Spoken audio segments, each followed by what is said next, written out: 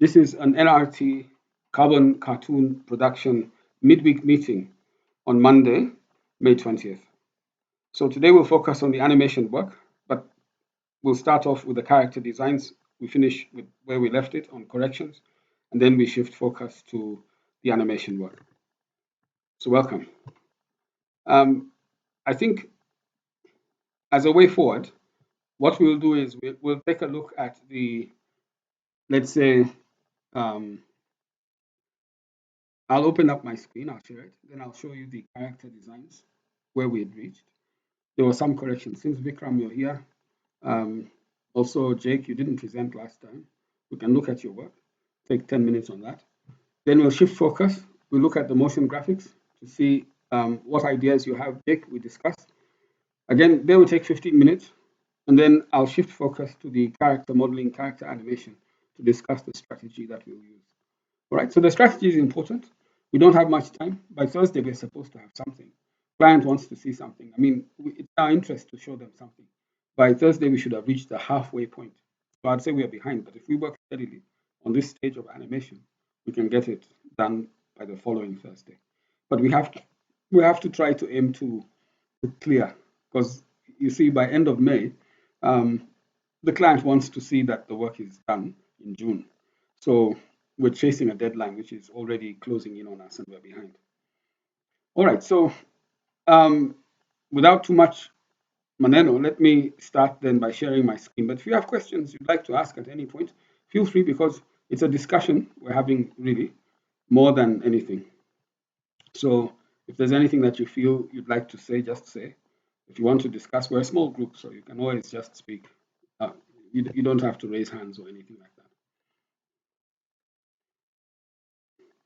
All right, so I'm sharing my screen now.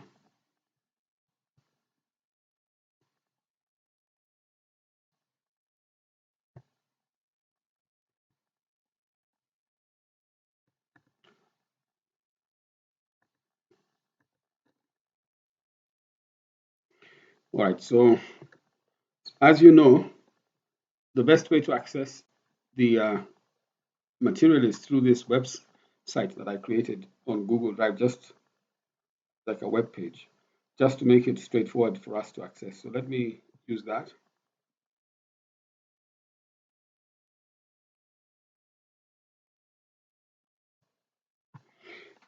I'll show you the production schedule. This is it. It's not very clear where I exported it and everything.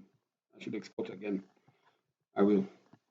But I'll be updating this one now on a daily basis when I see your work is going up. And it's on 46%. It's not moved for a week, which is not a good sign. Where we are is on, these character designs. That's what we're finishing with feedback. We're still waiting to hear from the client. Backgrounds. None of you were given backgrounds, so I'll work on the backgrounds, then I'll put them up. But we have pre-visualization. I'll work on this as well, but I think we should all work on our own pre-visualizations. This one is a pre-visualization of everything, which means it's the movement for everything. I'll do a rough movement for everything so that we can give a sense to the client of where we're going.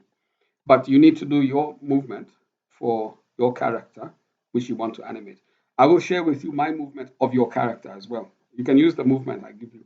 It's okay. So rotoscoping, this number is 16. This is where we are. It's just tracing, where we work on the sequence and drawings. We sketch on them roughly using your drawing pad, your tablet. And the idea is to at least trace out your character. Of course, you can do a layer, which is rough, but to draw a finished drawing, not a sketchy drawing with lots of, it's a single line drawing, but there's a way we do these things. You all know it because of training. So you draw a cartoon with a single outline. We call it a key line, but it's a single key line, not one which is hatched or cross-hatched. That's a style, but we're not using that style. We're using a single key line. The thickness of the key line is the one we're using in our character models. So it should be consistent, it should be clean, the final, and that's what we're doing, the final. And that's what you now present. And I'm going to show you a way of getting your motions to work without keyframing and in-betweening, without sketching so much. I mean, sketching is always helpful because of details, but you can focus more on details. This job, the audience are more focused on the details, like the jewelry, the patterns that someone is wearing, the expressions on their face. They're also focused on the movement, the actual animation. That's their focus. All right. They're very strongly visually literate on what is worn, the wardrobe, and the accessories that they're wearing, particularly the beads and bangles. It's part of their communication method. So they're very keen on that. The colors matter to them. So those are the things. If you understand the thing, then you'll target your animation for this audience. So they're not concerned about lots of things that we see out there in animation. So let me start with what they're concerned with. So that's what they're concerned with. Number one is wardrobe. Number two is accessories. Number three is movement. And number four is expression. But all are equally important to this audience. It's not like I'm ranking them. I'm not ranking them. So expression, it matters. The expression on someone's face matters. Okay, so as storytellers, we're Africans and they're Africans as well. And we're all exposed in different ways, but to roughly the same things. All right, so the same hardships, the same situations, let's say politically, the same, you can say, like now climatic factors, the situation with the environment, they're exposed to the same things as us. So in some ways, our thinking and exposure is the same. But there are cultural differences. Now, as Kenyans, we're familiar with cultural differences. These are people from the north. If you know people from the north, just think about those ones so that you can try to act out the part. That's the idea.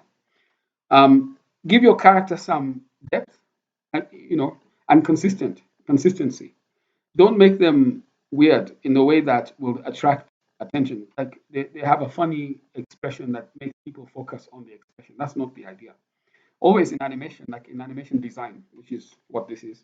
In animation design, we're using animation instrumentally to achieve a design outcome. And the design outcome is to try to transform the behavior of people in northern Kenya by passing a message to them. So we don't want them to focus on the expression per se. We want them to focus on the message. So you use the expression and the movement to bring out the message. If you achieve that, then you understand the medium. And that's what we want to do. Don't try to make some classical mistakes. I mean, if people make classical mistakes like they feel they're on a roll, so they do slow motion animation. And it might look nice as a slow motion piece, just if it's art. But this is not art. It's not. You have to communicate. You can do a great animation, but it misses the point. Then you're told to draw it again. I mean, the client will just say that what's going on here with this message is wrong. So they'll tell you redraw this one. And when they're telling you to redraw it, you'll feel as if you put in so much effort on the animation and now it's being redrawn. The idea is not the animation. And that's why I'm suggesting the method we're about to use, where we eliminate the focus on animation in terms of our own production pipeline. We don't want to spend time on it. We want to do it quickly. And if the client makes a change, we make the change quickly. You see, things like that. Not that it's not an artistic animation job where we want to try and produce an artistically great animation. That's not it. We want to hit the mark with our storytelling. And our storytelling is passing a message. If we entertain them, for example, the audience, they laugh, then that gives us an opportunity to pass a message. If we make them feel something, like feel sad, that helps us to pass a message. If we make them serious, that helps us to pass a message. So we're going from emotional beat to emotional beat, and you want to get their attention. If we hold their attention, then we can pass the message, right? So create opportunities with your animation, and it works with the audio, the lip syncing and the audio. But you create opportunities where they will keep focused on the message. That's how to think when you're working. If you think that for some instant that they're going to now focus on your animation as opposed to the message, it's very much like someone who is making a joke but doesn't realize that, let's say he's wearing two shoes of different colors and people notice that. Now they're focused on his shoes. And it could be funny. So he has their attention, yeah, but they're focused on his shoes. It will be like that. And you don't want to be like that. If you're like that, it will be a failed effort. So you have to understand that you're using the animation instrumentally to try to get the audience to focus on your message. Okay, so we'll get into that. Now, let me open up the um, stuff we left off last time.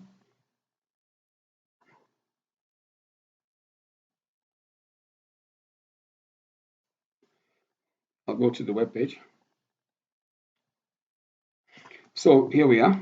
Feel free. By the way, if you have anything you'd like to talk about, just feel free. Let's start with no, I don't know. So let me ask you,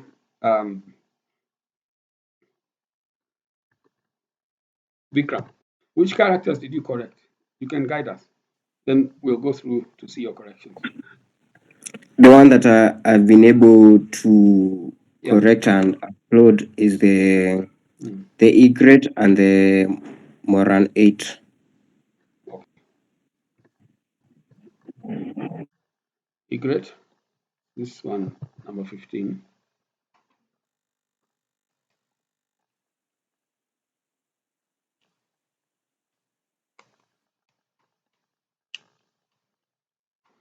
Yeah, the internet is a bit slow.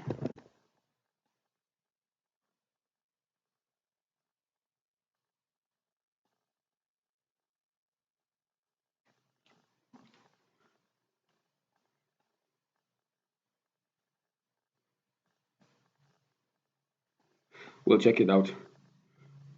Moran 8 is the crowd. Moran 8 is the human crowd. Okay. So as it's opening, I'll just mention that when in this session, I'm going to give advice on how to go through the animation. So what I've just spoken about is also advice. But yeah, what were you saying, Vikram? No. Mm. Yeah. Okay, so I'll give advice. When you're doing background characters by way of advice, understand that the role of the background characters, the crowd, is to focus attention on who is speaking. That's the role. If you, so that's a rule you could argue. If you go away from the rule, it's okay. Sometimes you break rules, but you have to be very strategic if you want to break a rule. You see, you don't want to break a rule, then it spoils the animation. So the person who's speaking is the focus. That means your character should be, in the context of design, looking at the person who is speaking. And if they're doing that, the audience will look at your character and then look at the person who is speaking. And if they look at another character, they look back at the person who's speaking because all these characters are looking to the person who's speaking. Okay? Now, if you want to animate your character safely, a good way to animate your character safely is to make them react what is being said. So if what is being said is a joke, then your character can laugh. If what is being said is a surprise, then your character can be surprised. You see, those are good reactions because they're supporting what the character is, the main character is saying. So if you understand that, then you're a designer. You're an animation designer in that sense. Okay. So this is animation design. One of the rules of design is leading the eye, but you could extend that to leading the attention. You want to direct the attention where it's supposed to be. Now, there's a message here. So we always want to direct the attention to the lead speaker who is carrying the message. They're carrying the story, but they're also carrying the message. The story is entertaining, it's holding, it's interesting. The message is boring, actually, very boring. But because the story is interesting, the message is benefiting or sounding interesting with the story because the story is interesting. All right. So that's how it's going. Now, the story um, is not a classical story with drama. It's not that. Why it's interesting is because of the animation. So the visual story is what is interesting to these guys, and it has a lot of visual information, and that's what we're giving them. If you understand that, then you'll make your visuals match what is being said in a way that is going to hold their attention and direct it towards the message. Okay, so that's the logic. All right, so this is your character. Yeah, my first reaction is that I like it already. It looks like a post sheet, this one. And this is good enough. I mean, this one, uh, yeah, good enough. But it looks like a big bird. I don't know if it's a small one. This is a bird that sits on top of the cows, Vikram. Is it a big one or a small one? Be a small one. It's only that I made it bigger to showcase the how it looks, but in That's the okay. animation it will be a smaller. That's okay. Yeah, you can even draw it at this big size. It's good. Then you just reduce it on the workbench, so it's okay. Yeah, so these are good. These are correct character models. Yeah, the correct character models because they're looking this way. Yeah, the big looks. It just looks like a big bird anyway. But if you're saying it's small, um, all right, I won't complain because I'm not an expert on the egret. But if anyone wants to comment, yeah, these sketches are fine. That's okay. Anyone who wants to comment on this is okay. I'm happy with it. I think this is good enough.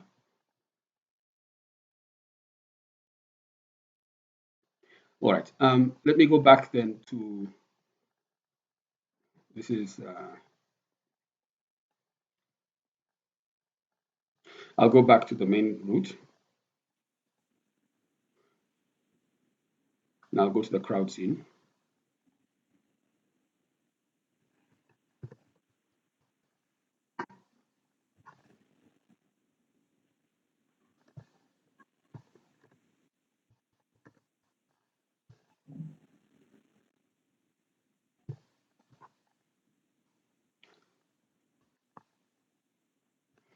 Moran 8 is this one. Yeah.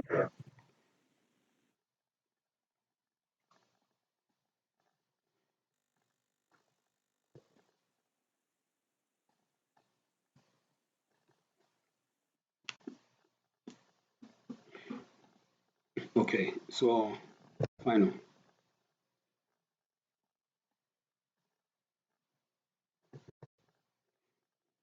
Okay.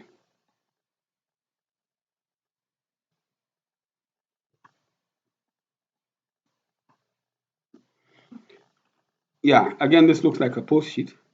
Um, yeah, I like him. He looks to be simple enough in terms of animation, which is a very important thing.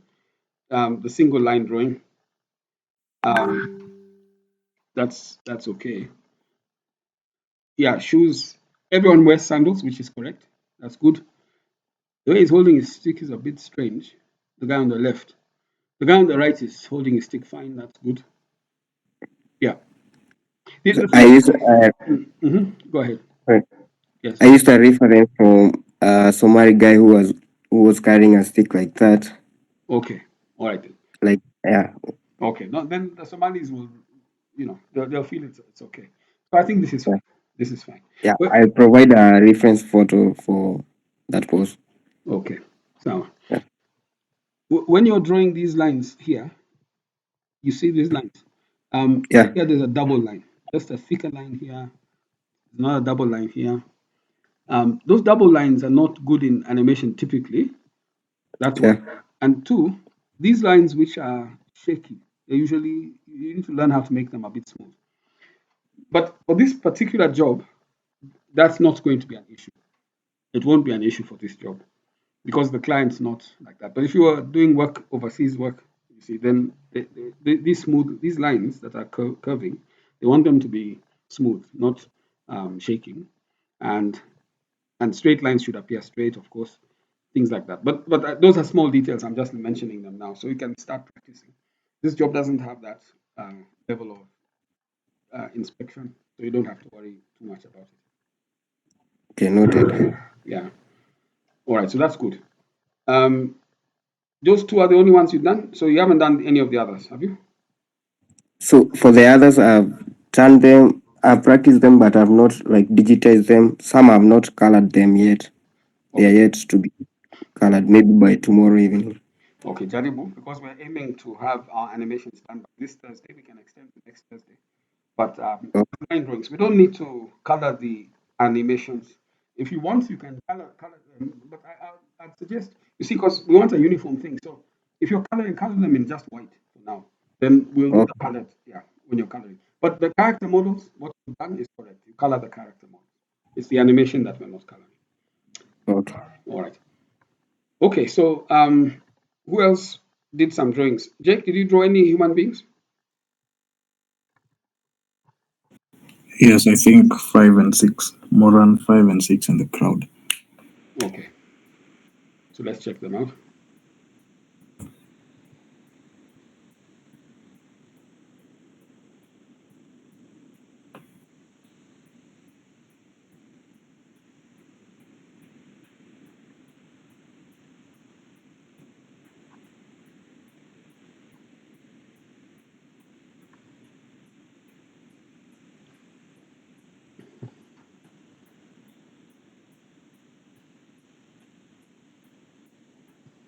Okay, so Moran 2. No, this is No, I didn't know the yeah. numbering at that time, but it was the second one that I drew. Okay. All right. Yeah, this is fine, but you've got to give him eyes, nose, mouth details. Yeah, that you have to do. These legs don't have shape. These guys of northern Kenya walk a lot, so their legs are very fit. They don't have big legs. You know, they're skinny, slender, but they're fit. Those legs are fit. This one, straight legs are not of a fit person, so you need some shape. This one has more shape. The one on the right has more shape, so that's fine. The leg here on the size of these legs, the right leg, this is the one I'm pointing at here. That right leg looks smaller than it should be. Yeah, so we need to get that proportion correct, I think. So proportions, just make sure they're all right. I think the height and face ratio, the body is okay. The body looks to be fine. Um, yeah. Okay, so yeah, so it's fine. I think these bangles also. Bangles are good, but they're more decorative than that. So you can introduce a bit more decoration just to have some variation in color. And Okay. yeah, and even the necklace. These guys wear a lot of clashing colors, and you use reference that you can defend. The other thing about the people from northern Kenya is that they're very proud of themselves. They don't see themselves as suffering people. They also don't see themselves as living in a desert. And they also don't see themselves to be in a conflict area. You see, when we go there, we talk of conflict resolution, we talk of rangeland management. Rangeland management is a polite way of saying recovering, you can say, the vegetation or afforestation. A polite way of saying that we are now fighting the desert. But they don't see it as if the land needs to be managed. They also don't see it like the climate is changing. They don't see those things. They also don't see it as though they're suffering, even though it looks like a hardship situation where there's no water, and then when water comes, it comes in floods. Those are things that happen periodically, and they're used to it, and they know how to manage that. The conflicts that they have, they see them as brought about because people are disobeying rules, and rules have to be followed. If you start allowing people to disobey rules, then the whole society collapses. It can't manage itself. So that's how conflict arises. They're willing to take out someone who is not following rules. You have to follow the rules because that's the only way the community can survive. So if you're looking at it from the outside, you might see it as these people are killers because they like to fight to the death. But that happens when people are not agreeing. So they are proud in the sense that they will not want you to speak of them in a derogatory way. So even when they dress, these guys, if you watch them or just are with them, they walk as if they are flaunting their fashion. I mean, the dress or the wardrobe that they're wearing is a thing of pride. So they're not, they're very, they look like that. And I think that's also what became appealing to tourists when they came to see Maasais and Ma people. They saw people who are proud to be how they are. That's how they are. So they don't see themselves in a negative way. So when we portray them, if we portray them in a way that is lacking of self-esteem or a bit, someone who's not dressing with confidence, they may not recognize themselves. So that's how they are.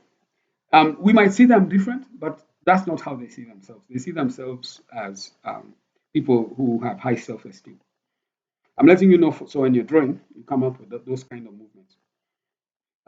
Yeah. So background characters are not so sensitive, so I wouldn't spend too much time. What was the other number on your background character, Jake? You did 5 and And 5 and 6. I think 6, if I'm not okay. wrong. All right. Let me check it out.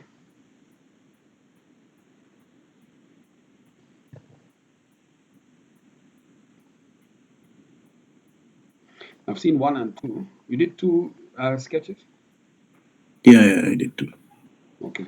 This is background Moran 1, but this is 5. No, 6. Sorry.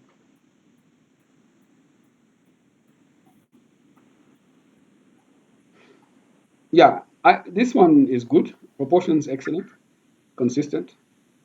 Yeah, even the feet are well drawn. The pose is great. This is a 3/4. It's a brave move. You know, when you're doing character models, normally we don't try to pose the character. The character, same way he's facing left, he's facing front. You're missing a front pose, by the way. So we want the front pose.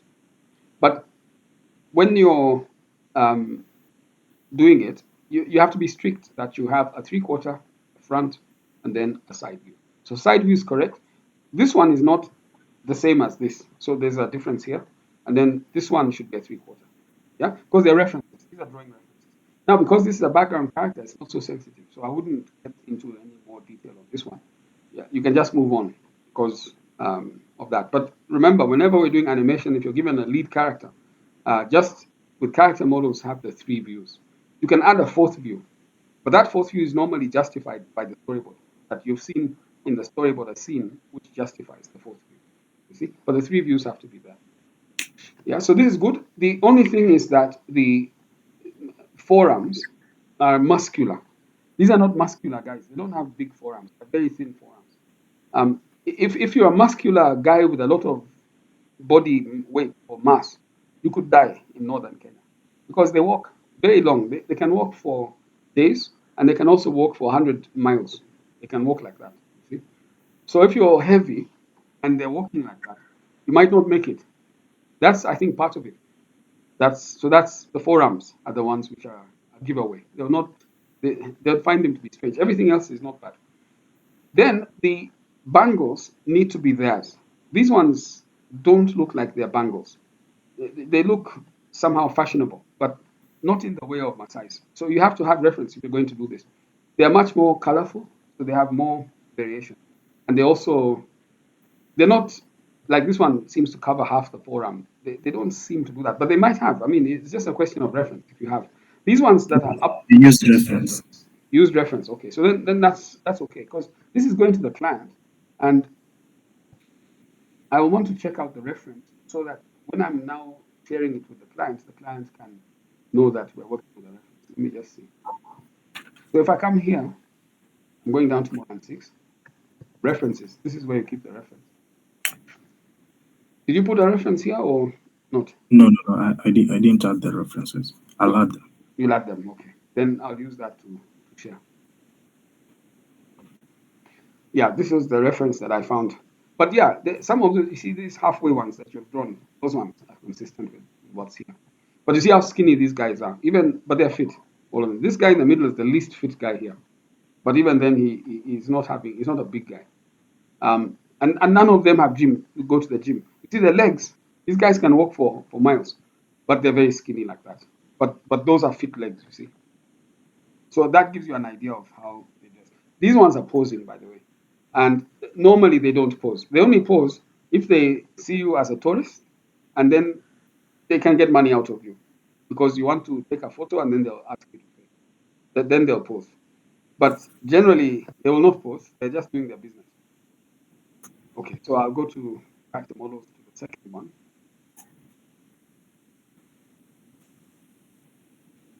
No, not as character one.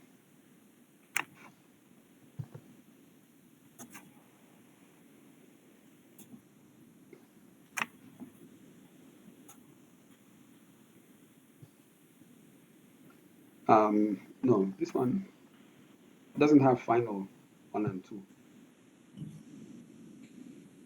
So you only have 1 for this one then. Okay, fine. That's all right. That's fine. Yeah, just put the reference. I'm giving the client the reference to see. All right. If you have questions or anything you'd like to add to what we're going through, just feel free. The next thing I want us to do is to look at discuss the motion graphics. But anything that you'd like to say on this?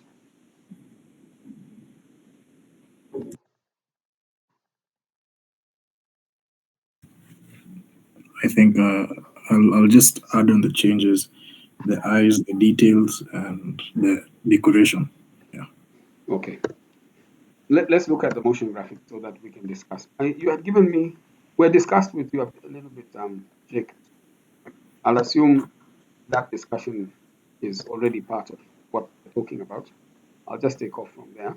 I'm going to the first one, which is the carbon cycle.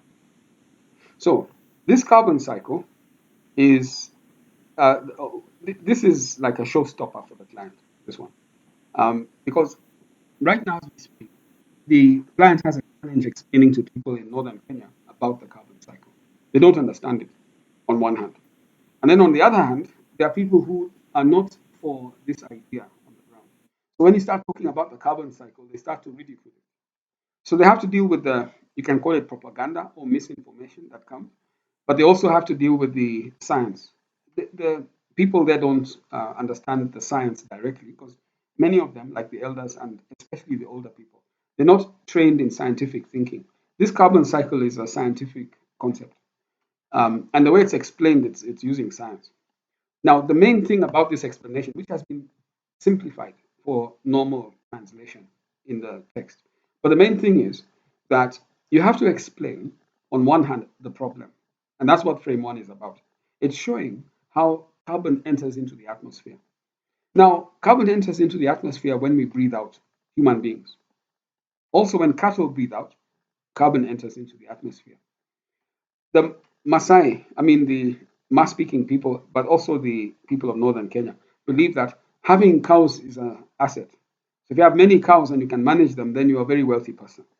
So having many cows is good for them. But if you have many cows, it means those cows, let's say everybody has many like that, are contributing carbon dioxide into the atmosphere. So in some ways, they're breathing more carbon into the atmosphere, which is not a good thing. So what this is saying, this text, is that we have good carbon and bad carbon. Bad carbon is the excessive carbon in the atmosphere. Now, this science matches the traditional knowledge.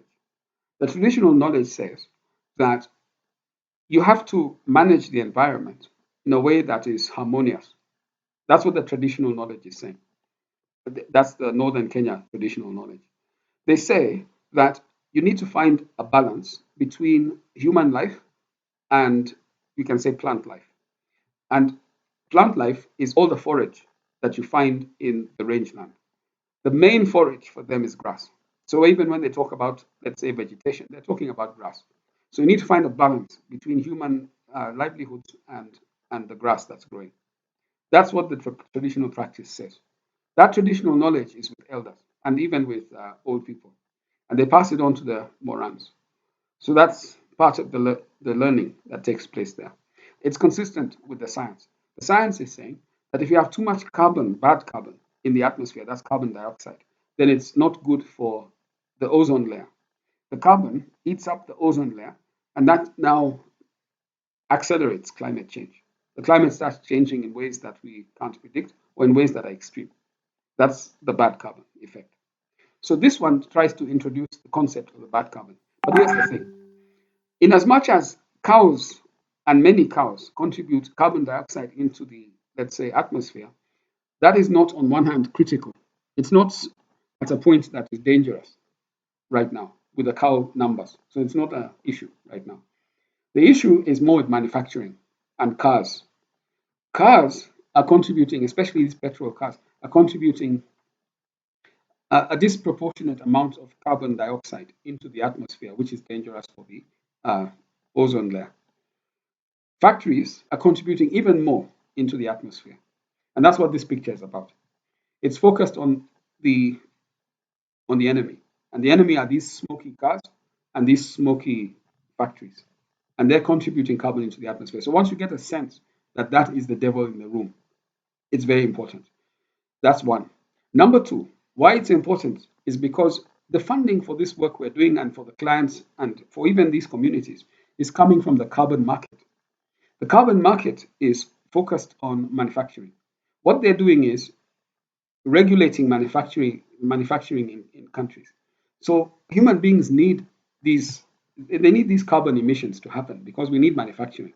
But what they're saying is certain countries will be allowed to manufacture more, and certain sectors or certain companies will be allowed to manufacture more, and other companies will be not allowed to manufacture as much. That's what they're regulating. But they're not regulating it outside our laws. They're regulating it using capitalism. Capitalism is generally widely accepted in many countries. Even China accepts capitalism. And what they're saying is that if you want to every country is given a carbon limit. Once you have that carbon limit will say how much bad carbon you can emit into the atmosphere. That's what the carbon cap is. Once you hit that cap, you cannot emit more. If you emit more, you'll be fined. You have to pay for that. So countries need to regulate and watch that they don't emit more than their limit. If, let's say, China or America or Germany or Japan, all these industrious countries see themselves hitting their limit, let's say by March, and they need to exceed it, then they'll buy carbon credits from other countries that will not hit their limit, like Kenya, for example. So if we know that we have carbon credits worth a certain amount, let's say a billion or 2 billion or even 10 billion shillings. If we have carbon credits worth 10 billion shillings, and China comes and says that you're not going to hit that limit, maybe you're only manufacturing as much as 1 billion. So we have 9 billion that we won't use. So China will buy it from us because we won't use it. That lowers our cap, but it's okay with us because we're not going to hit that limit anyway. So, but now we benefit by selling it to China, and they give us money, which will get into development projects and other things. But now they can expand their production limit. So instead of whatever it was, they get 10 billion plus from us. And they can keep buying from other countries that will not have been given carbon credits, but will not hit that limit of carbon emissions. That's why this infographic, the first one, is very important, because you have to bring out this whole idea that there's a need for us to emit carbon into the atmosphere. That need is there because it drives development.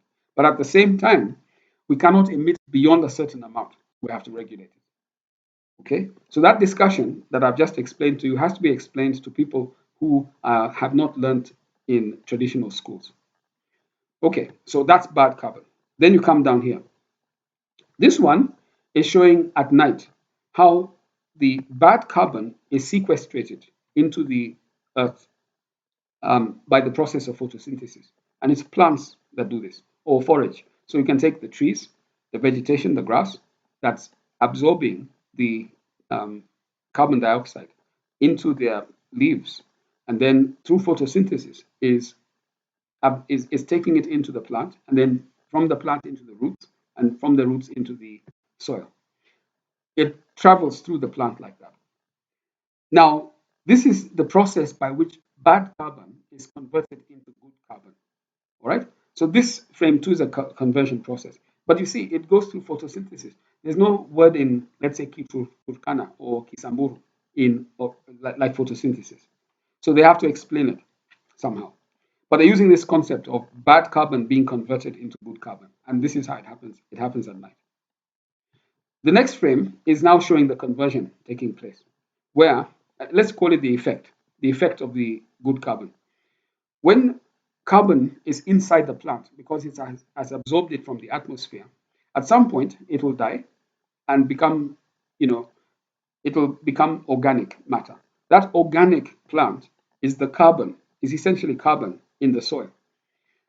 It's fertilizer, and it helps other plants to flourish like this. So that's how bad carbon becomes good bad carbon. When it's in the soil, it's fertilizing the earth and rehabilitating the land. So the forage now can grow. That's the effect of good carbon. So this one has to come out really good, because the Maasais or even the Samburu, the Turkana, they don't plant anything. They are not farmers. They don't grow grass. So this concept of plants dying and just by the natural decay fertilize the ground in a way that the grass grows again is very important. All right, so that's stage 3. And then stage 4 comes, this one, where you have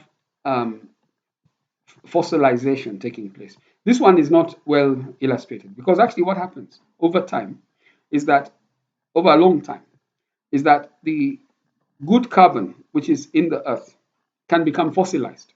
Fossilization is the process by which you can say carbon becomes charcoal.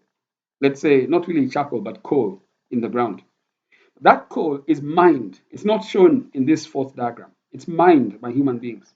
When we mine coal and take it to the factories, we now burn it and we create fuel, which drives the factories and manufacturing. but then again, it re-emits carbon back into the atmosphere. Now that's what this is supposed to be. Because this natural process of carbon going back into the atmosphere when cows eat the grass, actually this is cows eating grass and then breathing out. And if you have many cows eating grass, they'll breathe out all this carbon dioxide. This is not critical. This happens, yes, you can show it, it's happening, it's fine, you can show it as a sideshow. But the main show is the fossilization of plants, the good carbon, which results in, coal, which is mined and converted into bad carbon when we burn it for fuel. And that goes right back.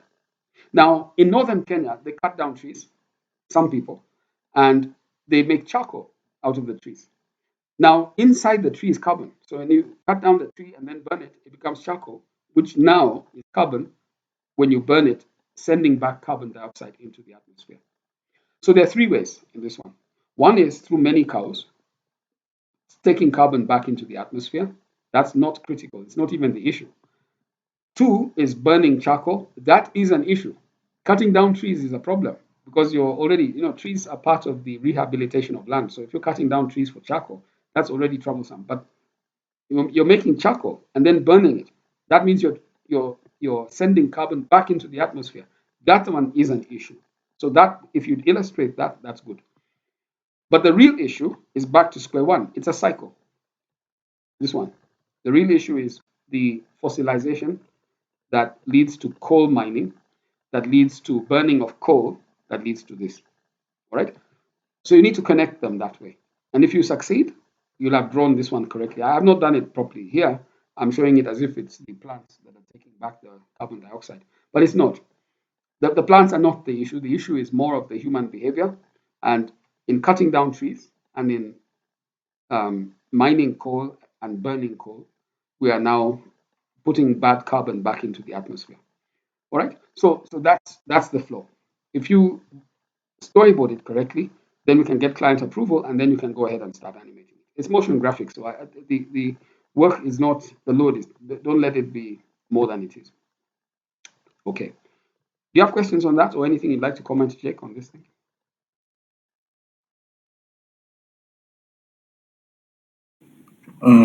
Yeah, I do. So the main thing is I have to draw it as a cycle, like from my first panel Yeah, to my last. The last should be connected to the first and exactly. show cycle. Exactly. Okay, and also I have another question. Yeah. Should I, okay, from, the storyboard that I drew, Yeah. it was some aspects of this I just copied from the panels. Sure. Now I'm wondering, Mm. should I show the when drawing the photosynthesis part, should I really show the day and night aspect, or I just show that the plants have synthesized? I think it's a good idea to show the night aspect because this only happens at night. It's a very peculiar behavior, but it's only at night. So I think it's a good idea to show it at night. Yeah. But you can have a dark frame because the night doesn't have to be literal. It's everything else can be light, but to signify day, and then this one becomes dark. That's okay. You can be symbolic in your representation, but not so abstract. Even though you're symbolic, let's not be abstract because these are not abstract audiences. They need context, and the context is like the background. They also needed to be realistic looking. That's why our drawings are realistic. They're not even if we're cartoonifying, we're not doing it in a way that is extreme. Because if you exaggerate too much, you lose the audience. So it's the same thing with this one. That we want to explain things by showing.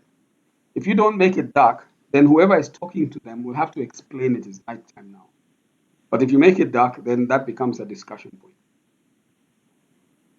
Yeah. Okay. Yeah. So yeah. So those are good questions, and just observe the usual animation things like continuity, consistency. Um, you're talking of a cycle which is guided by arrows. Maybe if you're doing that, let the arrows be predictable in the cycle, so someone can say, "Oh, it's a cycle," just by looking.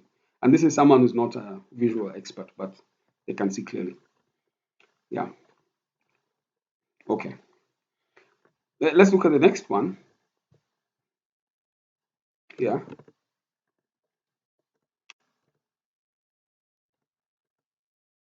Yeah. Now, again, here there's a tug of war between the science and the practice, but the traditional practice, there's no conflict. Traditional practice, it's the practice of the Morans. The traditional practice is with the Wazee, the old men and some elders. So what this guy is explaining, his name is Lerinka. He's explaining is what they call it rotational grazing. Rotational grazing is a concept which they practice traditionally, where they agree on where to feed on grass, and then they move. Like now here, you can see that the cows are in one place. They've left large acres that are not being grazed on. Samburu, Marsabit, those places, they have large expanses of land to the herders. They graze, like you find one shepherd can control many acres of land. It could be 10, even 20 acres of land is his for grazing on. So he can manage that, and they have rules for that. That's where the conflict comes in. If someone comes to graze on the land, they can graze, but they have to observe his rules. So this is herd bunching. So herd bunching is where you take the cows and they all bunch up and they graze in one place. Now you're doing an infographic on that. So you need the cows, but you need the moving cows, animated cows. They're simple movements of cows either walking or cows chewing or cows putting their head up, maybe looking left and right, just so that they're breathing cows. I mean, not statues. All right. If people should feel as if those are real cows. All right. So you bunch them. That's where we start. For your infographic, you don't have to animate because in the beginning you're just doing the concept. So you start with concept storyboard and then you come to a simple non-animated movement. So you see them bunched. That's very important, herd bunching. And why it's important is that the client is trying to send a message to them, which they already know, that don't just go and eat everywhere because it's green. Just bunch your cows, eat somewhere, finish there, and then move on. That's what they're trying to say. Right. So when they bunch, they'll eat and then they move. So you need to show them a cycle of them moving. Now, this is just showing arrows, but you need to take this bunch and move them with the arrow, and move the bunch with the arrow again, and move the bunch with the arrow again. This is trying to diagramize animation. You don't have to do exactly what's here. You do what makes sense. That when you have the animation showing, you can show the movement of the herds. All right, and that now gives a chance for them to visually see how rotational grazing works, right, over a large area of grassland. There'll be a background for this, but you can do your background as a placeholder. But the idea is to move the cows around. That's it. Herd bunching and rotational grazing. There are other traditional practices, but this is the one that they chose to focus on for this particular animation. Okay. Again, very important. The science is saying that this is a natural way of rehabilitating the land and also managing it so it doesn't become overgrazed. But the traditional knowledge is already there on this kind of thing. The elders have, or they train the Morans on how to bunch their herds and how to agree what are the rules. The rules are significant because they live there, they're like 15 to 25 tribes, and they need to understand how to work with the different tribes. They don't speak the same language. So there are traditional, or there's a historic way in which you could say Samburu relate with Turkana and Borana and Somali, for example. And that knowledge is with the elders, it's also with the old men. So when Morans meet with these tribes, they could fight because they're not agreeing on how to rotate, things like that. But if they mention a traditional practice, for example, this is how our parents did it, this is how our grandparents did it, like that kind of thing, usually that's respected because of the hierarchy um, of respect for these kind of social systems. So if that was how the grandparents did it, then they will do it the same way. So that knowledge needs to be brought forth. It's brought forth by the old men, and that's why the people who are providing the advice are old. They're not young or elders. Elders are between the age of around 28 to 50. Those are elders. And then old men are above 50. So the old men have the knowledge. The elders have knowledge also, but they're trained by the old men and they're passing it to the Morans. The elders are active. They're active. They're actively doing this. The old men are not so active, but they're there. I mean, if there's a real conflict, then the old men are the ones who preside over that. Okay, so the traditional practice exists for this herd bunching and rotational grazing, a very important one as well. Okay, there's this one, but this is not an infographic. This is an animation for whoever is doing cows. Okay, let's go to the next one. I don't know if you have questions on that one, Jake. This one, do you have anything you want to comment on? No. I understand rotational grazing. That's okay. Okay. Then there's this one. Yeah, this one is interesting. It's complicated to look at. It's complicated, but I put it here because the client talks about these things all the time, and but they're not able to diagramize it.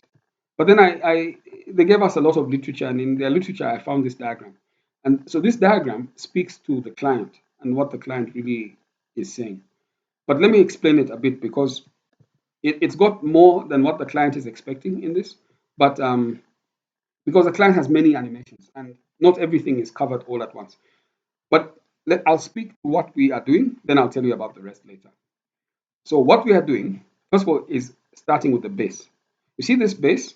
It has elders, women, and morans. This is a story about elders and morans. The woman in the story is just there. She is carrying part of the message, but she speaks specific things that morans can listen to. But she's not, the story is not about her. She's just a carrier of the message. It's about the morans. The morans are the heroes, but they're also the villains. The elders are the heroes. They're coming in as heroes. So this base is important. Then you can see this path, and you don't have to depict this way. This diagram is only to explain it to you. You can come up with your own diagram to show the same thing, whatever works best for you. This is trying to put everything in one frame. I found it online. I just found it. So the morans practice traditional grazing. This is the path we are interested in. When they practice traditional grazing, they reach this pinnacle, which is desirable, where you have sustainable rangelands. Sustainable rangelands are a situation where you have forage. Forage is now the vegetation, the trees, the grass. It's all there and they can graze. You have that. And at the same time, you have cows and sheep, which are small in number. And you have cattle, which is bulls and cows, which are many in number. You have that. And then you have morans. So you have grass, which is there. You can see it. And then you have these cattle and shoats. That's what's there. That's sustainable rangelands. And that's the desired, you can say, Garden of Eden. Okay, once you achieve this, then you get the benefit of the carbon market on the right, but you also get the benefit of conservation development. So let's start with the benefit of the carbon market. The benefit of the carbon market is this. As we speak, the rangelands are a halfway point towards desertification. On one end of the scale, you have afforestation, you have forests. You have also savanna grasslands. That's on one end of the scale. On the other end of the scale, you have pure desert. It's completely gone. So 50% of the way is rangelands. Before you get to rangelands, if you're coming from savanna, you have two levels of what they call the name I forget, but it's the opposite of diversification of plant life. It's important that you have diversified vegetation on the ground, on the soil. If you only have, let's say, one type of plant, then it's not good because that plant becomes predatory and it can prevent other plants from coming up. So nature has a way of balancing the plant life and diversifying it. So you have two levels of diversification, level 1, level 2, and then you have rangelands. When you have rangelands, what's happened is that you've lost the diverse forage. Now you have the more predatory types which are able to survive through these harsh climates. So when it's dry and there's no water, you'll get these plants surviving, but everything else dies off. When there is floods, they also survive. So those type of plants are existing, but there's no diversification. So this type of plant is not good because it prevents now the recovery of the land by planting other types. This one will prevent them from coming. Okay, so that's rangeland where now you have more of these types of plants and there's not enough diversification. That's where we are now. If you go a further step down, then you end up with what they call soil degradation. Soil degradation is where the soil now becomes loose. The topsoil is loose. So when there's no rains, you find that the wind blows and the topsoil is lost. The topsoil is the one that is fertile and allows plants to grow. So when there's no topsoil, that's a terrible thing. So that's one level of soil degradation. And then you have a second level where the soil becomes, it doesn't hold itself together, because what holds a soil together is when you have vegetation and the roots of the plants are holding together the soil. So when it floods also, you find that the soil is retaining its position. It's not eroded. But when it floods and the soil is eroded, it's because there's not enough forage. So the soil is not holding itself together, and then it just takes the soil. The next level after that is a desert. So this condition of soil, deprecation and also of soil erosion, let's say, those two levels are levels of semi-arid desert or semi-arid terrain. And then comes now desert. Desert is when the soil is completely useless, you can't grow anything on it, and the plant life can no longer exist. The only types of plants that would exist in a desert are extremely hardy plants, which are not diversified. That's the only type of plant that can exist. Otherwise, there's no plant. It's a desert. So you see, rangeland is on its way to that. Now, what the carbon market is saying is this. The way they give carbon credits is if you recover land, let's say you recover forage, you move from, let's say, a rangeland to a grassland, but not necessarily the end of the scale, but you move 60%, so you move 10% in that direction. If you do that, then they'll measure the amount of carbon that has been captured as a result. And based on the amount of carbon that's captured, they will give you money from the carbon market, because they won't give you money, they'll give you carbon credits. And those carbon credits you can sell to countries like China, Japan, Germany, America, all these industrious countries. You can sell to them because they're always looking for carbon credits to buy. That's what will happen. Now, a 10% shift is a lot. If you do a 10% shift, you can get up to 5 billion shillings. I mean, the dollars you get for that is about $100 million. That's 10 billion shillings. If you can make a 10% shift, you can get up to 10 billion shillings. So those are the kind of numbers that these manufacturing countries are willing to pay for carbon sequestration. Northern Kenya has a big benefit because it's, in some places, it's a rangeland, many places, but in other places, it's semi-arid already, you see. So those semi-arid, if you move them to rangeland, you get that benefit. If you move the rangeland a step up, you get that benefit. And that's what this project is about, to try and do that. Other parts of the country cannot benefit the same way because they're already grasslands, or in some places they're forests. So those ones cannot benefit from improving on carbon sequestration. But the northern Kenya, they can, because they're already badly off. So now this project is about that. So once you get the benefit of the carbon market, all you have to do is continue your traditional practices, let the land rehabilitate, and then the carbon market will give you money. Carbon market is the people who manage carbon credits, giving you the carbon credits. They send scientists, they measure the sequestration, that's the capture of carbon, and based on that, they will now give you the credits. And then come the Chinese, the manufacturers, who come to buy. They buy it, they buy it in the carbon market, and you get your money from the carbon market. Our client works with the carbon market, so they get the money on behalf of the communities, and then come to the communities and give them the money. So this is the public. And the public are represented by the conservancies, the clans, the communities, and the families. That's the order of things, but that's the public now. And they're organized. So the conservancy has a board, and each community under the conservancy also has representation. And then those communities are broken into clans, In fact, it's clans first, then communities, then families. And they all have representation. So that's the public. When they get the money, they agree on the community development. Community development is things like building schools, hospitals, water projects, energy renewable projects. They have projects like those, but they know what they want to do. So once they get the money, they'll do those projects. So that's the benefit that comes simply because you reached here, sustainable rangelands. On the other side, the benefit is with conservancy development. What happens is that if you get money again, you can put it into the public who can now invest in livestock wealth. Livestock wealth is simply projects that help to improve your stock. So those are land rehabilitation projects. There are land rehabilitation projects that women do, like things like gully healing. Gully healing is where you go and build mtaros, like ditches. And those ditches help with soil erosion. They create a kind of retainer wall and channel water away so that it doesn't drain the soil. And then because of the design of these gullies, they hold the soil in place. So women do those kind of things. But you need to invest in that in order for the land to rehabilitate. And then, of course, you want to maintain your stock. So there are things that they need money to do that with.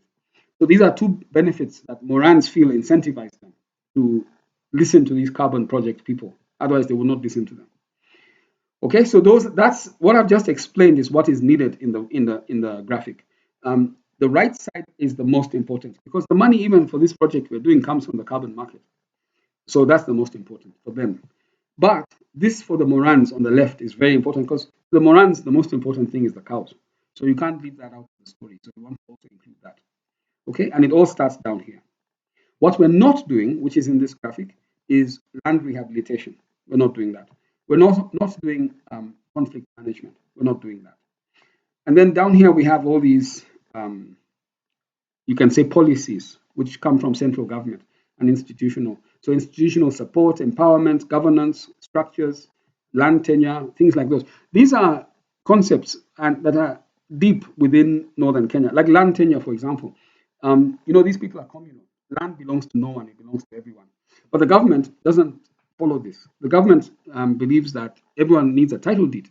Everyone and government land belongs to the government. That's how the government likes to see it. But northern Kenya has refused that. But that's another issue. See, we're not dealing with that. We have land structure, governance structures. This is corruption. So issues of corruption are in the government's policy, but we're not dealing with it. Empowerment is to do with gender and youth empowerment, those kind of messages. We're not dealing with that. And then comes institutional support. So this one is another thing. It's another political thing in some ways because it looks at the interests of different institutions that are on the ground. The carbon market is the only institution on the ground that we're really concerned with. But the other NGOs, the UN are there as well. You have the scientists, and then you have the government. So there's a big institutional presence on the ground. And all of these institutions have their agendas. The agendas are not bad, but they can be at cross purposes with the people. We're not dealing with that. Okay, so everything else we're not dealing with. The issues I've explained of elders, Morans, grazing practices, sustainable grazing rangelands, and the benefit from the carbon market to the public in community development. And then on the other side, the benefit from the carbon market in conservancy development to the public for livestock wealth. That is what we're concerned with here. And this is a big slide. It's a big slide. So how you simplify it, how you represent it will be of interest to the clients. And in fact, they're waiting for it already. So have something. We need to give them by Thursday, or let's say Friday, but for us, Thursday. Do you have questions on this one, Jake?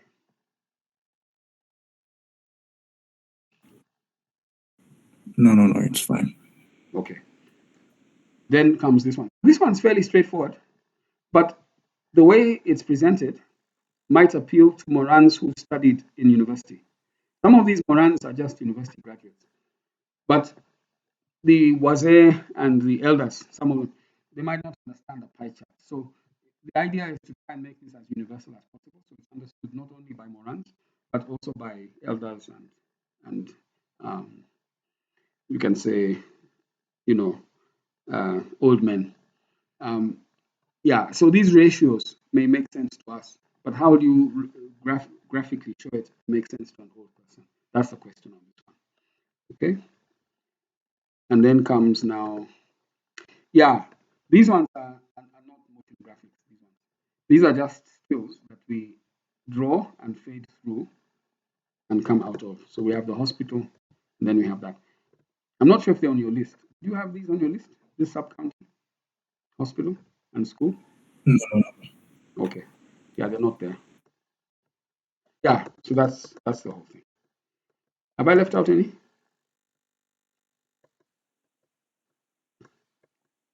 Yeah, it was just it was a carbon sequestration, yeah. rotational grazing, the Rangeland management.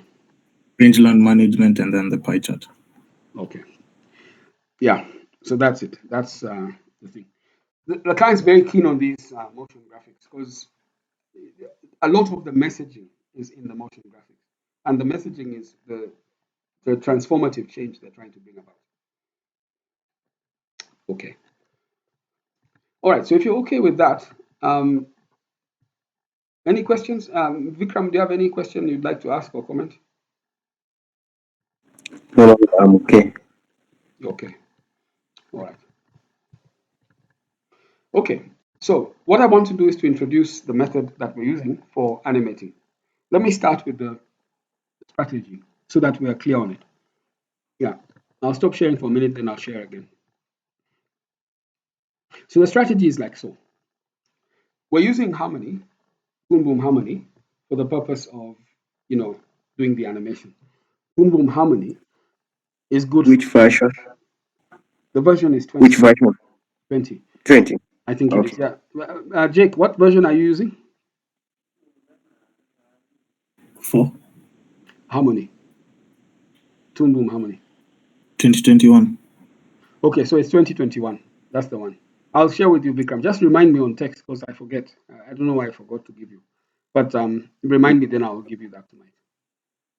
Yeah. Okay, I can just download on my end So, if it's 2021. Yeah. yeah. Oh, 2021 you can get. Okay. Fair enough. Yeah. All right then. Okay, so I'll give you the steps that I want you of what I want to show you so that it can help to guide you and make it straightforward. So what I want to show you takes 40 minutes, but it's fairly straightforward for animators. It's just a means by which we can quickly produce animation without keyframing or in-betweening. That's what I want. But before I do, let me just explain the flow and then the rules. And they're basic, they're not complicated. The flow is like this. You take a 3D model, which we create using a character creator, like Fuse or Make Human, whichever you find is working for you. It doesn't matter the character because you only need the shape. You don't need the expression or anything or clothing so much. You don't need that. You just need a guide. That's it. So once you have the guide, you will follow that. It'll help you with keyframing and in betweening because you don't have to do that. All right. So number one is to create a character in 3D in the flow. Once, and then clothe the character in the best way you like, but as close as you need it to be. Okay, number two is you animate the character. The animations that we will use are already digitally captured. So they have lifelike motions. And the library has very many, I think over 4,000 different animations that we can choose from. And you can have simple motions that we need, like talking, like the way I'm talking to you with my hands and my face and my body. I'm alive, you see, and we want our character to be alive. But at the same time, we want our character to be flowing in a realistic way and with animation. We don't want jerky movements, or eyes that are crossing and looking all over the place. We don't want that because if you do that, the character looks spastic. Then the audience starts wondering whether this person is well or is high or something. You see, so they're focused on the person as opposed to like the animation, as opposed to the message. So the idea is to use these references, make our characters breathe and behave in human ways, where people can say, that's how humans behave. So even as a human being, if someone is speaking, we focus on that person. So if you're in the crowd, you don't want someone to be slapping themselves like this, even though it's realistic. But if they keep doing that, and then people now notice it, now they're no longer paying attention to the main character, that's a distraction. But it's not that you can't make someone slap themselves. You can, but you have to be timely. Okay? So think about the motion. So if the character says something like makes them do this, the main character, it's they're expressing something. Yeah, so the crowd can respond. So the main character does this, and then others look up. You see, that's consistent. That's okay. That's good, in fact, because it'll seem as though what this person is saying is a big thing. It seems like that. You see, so that kind of reaction you need to pick out as you're choosing your movement. But don't spend too much time because we don't have time, and it's you can easily make a decision. I mean, if someone is talking, you can say, yeah, this kind of motion is enough. I can once you have that realistically done, you're good for the money. So you don't have to really we're not doing an epic animation. We're trying to communicate a message. Okay, so that's number 2, animating your character. Once you've animated your character in 3D, you export them as an MP4, or you can export them as sequential frames, whichever you feel you want to do. How many will take in sequential frames? How many will also take in an MP4? Then you can lay it down. Okay. When you're exporting from the 3D program, I'll be showing you using 3ds Max. If you're exporting from 3ds Max, then export at a frame rate of 12 frames per second. Set up your Toon Boom Harmony for 12 frames per second. This is a strong guideline. Why? Because then you have less drawings you have to do. We can do 24 frames a second animation, but if you want to do 24 frames a second animation, it will take you twice the time in tracing. Okay? So my recommendation is let's do 12 frames a second animation. Okay? And it's because of the length of animation we're doing, like 9 minutes in Swahili. We're doing also the Swahili voiceover. Don't do the English one because the English one, when I looked at the timings when we recorded English and Swahili, we saw that the Swahili was almost twice the length of the English. But the English was around 7 minutes. The Swahili was about 9.5 minutes. You see? So 1.5 times the English. The African languages map better onto Swahili than they do onto English. You see, English has words like carbon cycle, carbon sequestration, or carbon capture, or even carbon, even the word carbon, which are not existing in the local dialect. So if you want to talk about carbon, you have to explain carbon. And that explanation of carbon is as a phrase, you see. So everything is expanded. You talk of photosynthesis or carbon capture, you talk of the carbon market, even when you talk of let's say, manufacturing. Some words are sentences in the local dialect. So we're going to use Swahili because Swahili will give us a closer match to the local dialect. Okay?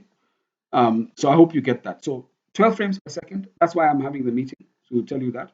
And then, of course, working in Swahili as opposed to working in English when you're doing your lip syncing. Now, at this stage, there's no lip syncing. It's just the movement. That's it. Right? But if you're doing the movement according to the timing of Swahili, you can, even if you're doing English, just take English and multiply it 1.5 times. So that if it's 4 seconds, make it 6 seconds. If it's 8 seconds, make it 12 seconds. That's a rough indicator of how it differs between English and Swahili. Okay? Then do your animation for that. So if someone's talking and it says 4 seconds, let them talk 6 seconds. That's one. Number 2, those panels are part of a scene. When your character appears on the stage, they appear for a scene. So if you're doing a main character, you need to make sure that you're looking at the scene. That means you're looking across 3-4 panels, and treat them as continuous because of the principle of continuity.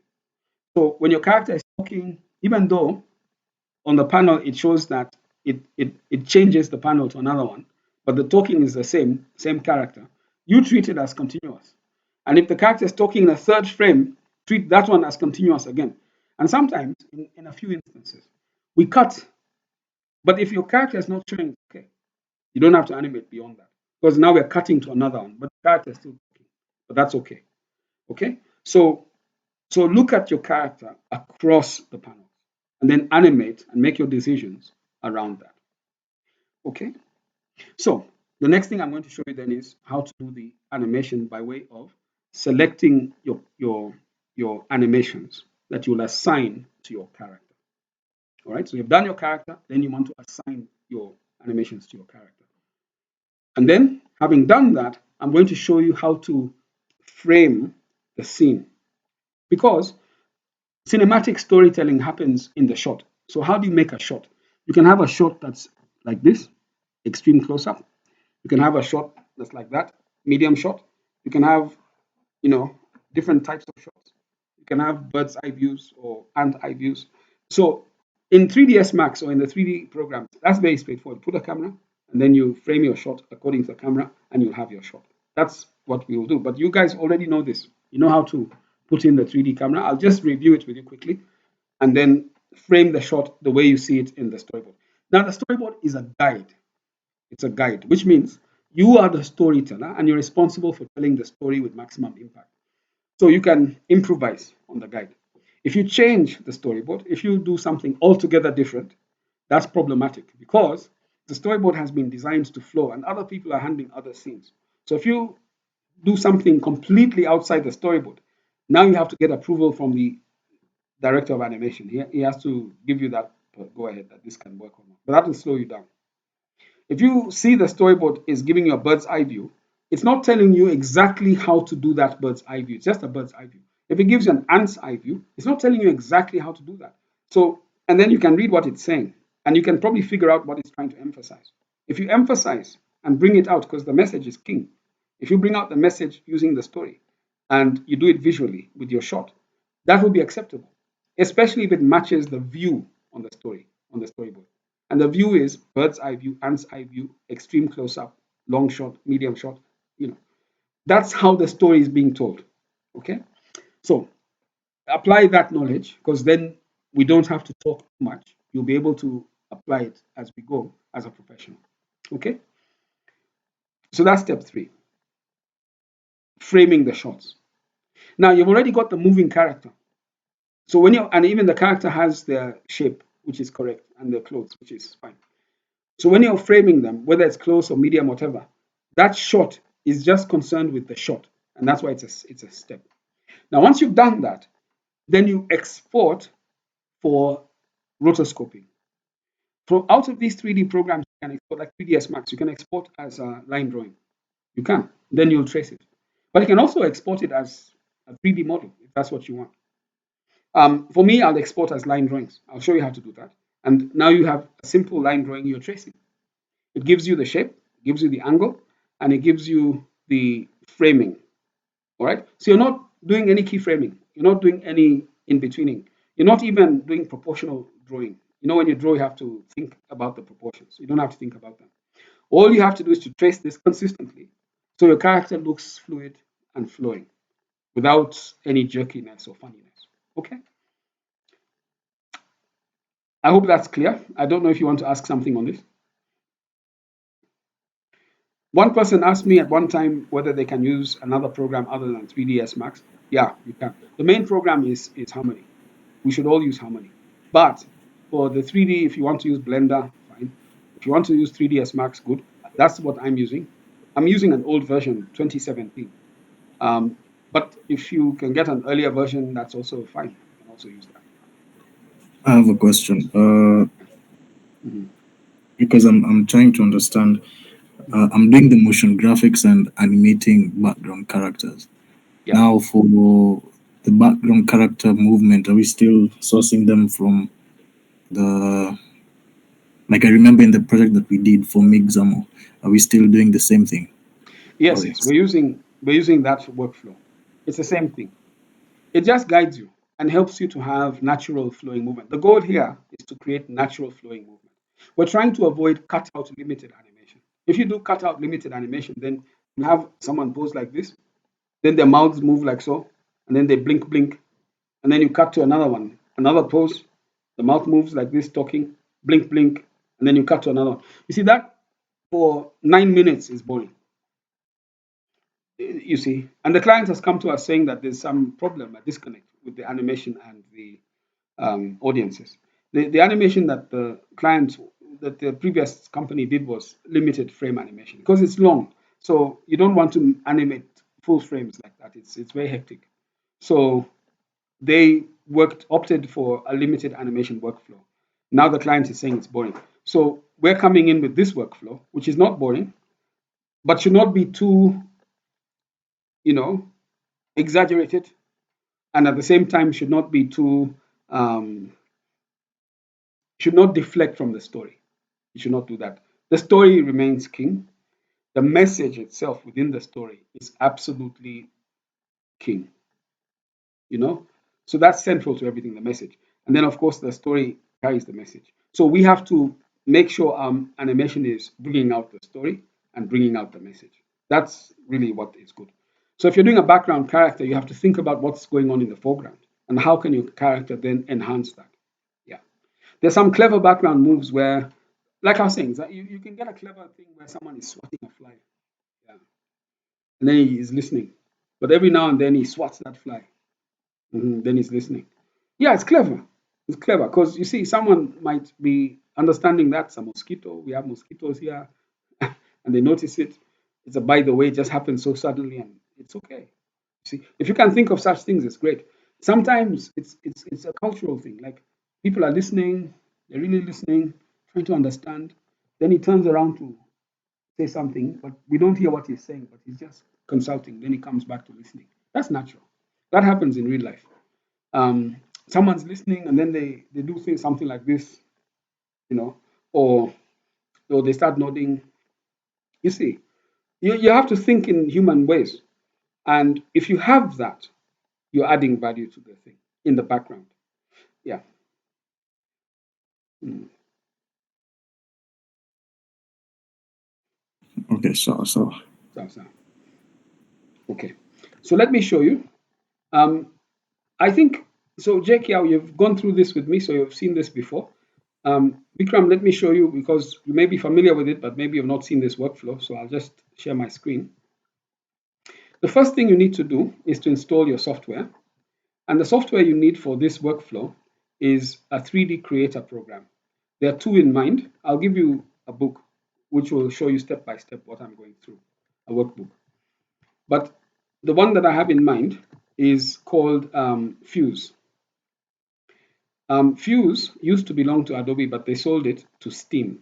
Steam is the most major gaming platform right now in the world. Fuse. I mean Steam. But Fuse belongs to them. And the way Steam is handling it is that you have to install Steam in order to have access to Fuse, even though there's nothing connected between them. It's just Steam who decided that they want to get their platform to move out. So what they're doing is connecting it, even though there's no connection.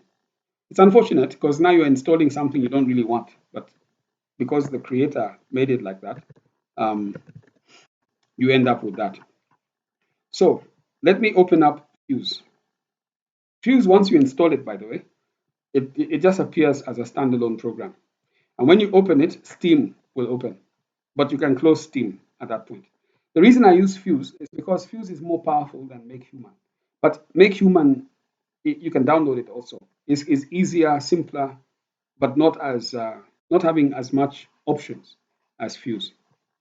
So where's my Fuse?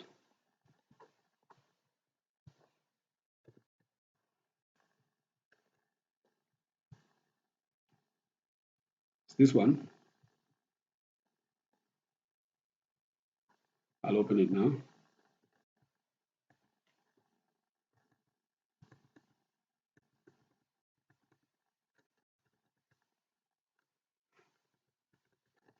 Yeah, it's opening.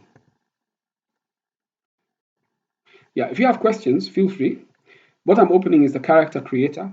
It's called Fuse. And even as it opens, maybe what I could do is I can show you something here on, let's say, Make Human, which is the alternative. And I will give you a book which will guide you on this.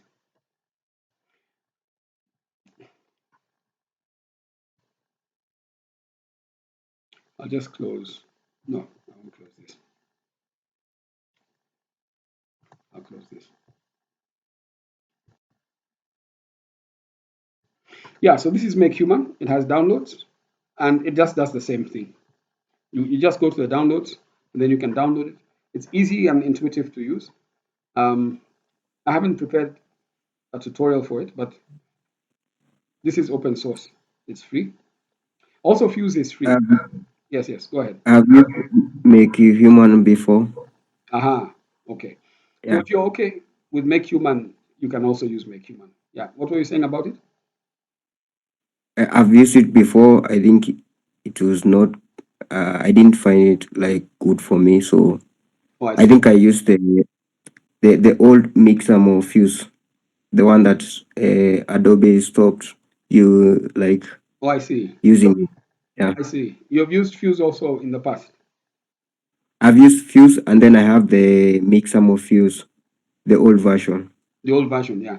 So Yeah, Mixamo I'm still using is the. still with Adobe. They still have it. It's this one. Let me just go to you know when you go to Mixamo. Let me see if I can go there. If you've used it before, then you can easily log in. I'll just try and go. You just log in. You have to have an account. So if you don't have, you create one. But if you have one, then you're good. You just add an Adobe account. Then you can easily just log in. When you log in, it comes to this page, like so.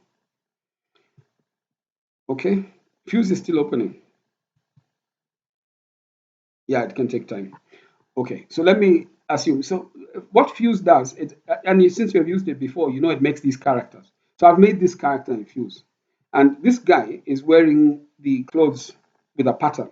I want the pattern because the pattern will allow me to align my, you know, my character to to it will allow me to draw according to the pattern, which will allow me to make my patterns more realistic. Otherwise, drawing patterns can be also hectic. But if it's already drawn for me and I'm just tracing, then it becomes easy for me to achieve that pattern. So you simply use a model, maybe wearing a vest. These guys wear skirts, so wearing a skirt, and then you follow that pattern. That's all. So this is it. It's opening actually, and I'll close it. So you see what's opening is Fuse, but also what's opening is the platform, which is Steam, the Steam platform. And Steam is a gaming thing, so it's got many things in it. Some of these things we don't need. So I'm going to close this because it's not open fully. Fuse is still opening, but you see this store here. This is now the platform, which we don't need, Steam. But it's the way they are selling themselves. So I can close this Steam. I don't need that. Um, did I close Fuse? I hope I didn't.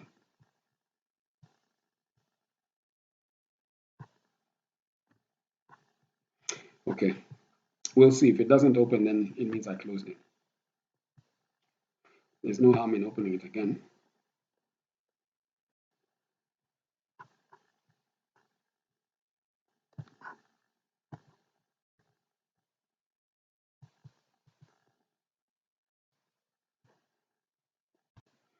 Yeah, I'll just open it. Okay, so while it's opening, I'm inside Mixamo, and all I did was to go to upload characters, and then here I went to select my character. This character that I'm going to upload, I had exported it from Fuse. And when I exported from Fuse, I exported as OBJ format. So that's what I'm now trying to open on the other side here.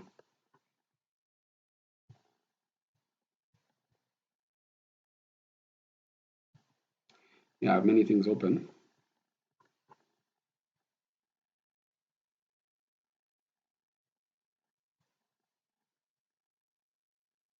This is Steam. Steam makes Fuse take long to open. I think longer than it should, but that's the devil now, the detail.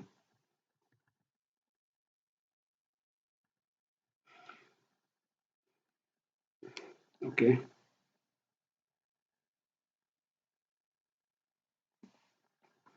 close some of these.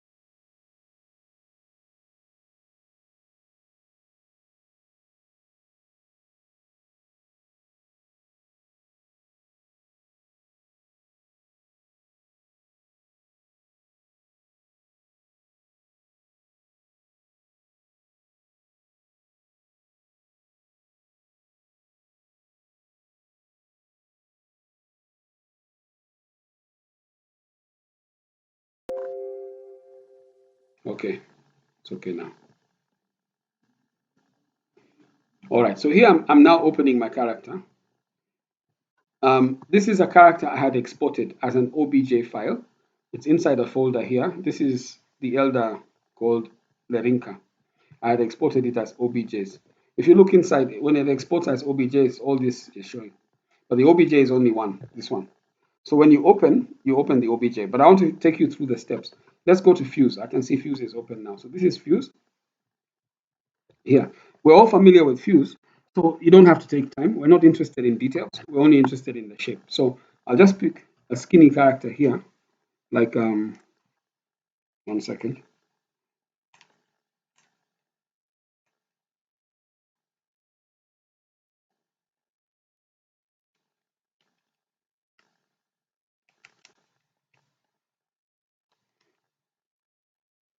Yeah, 1 second.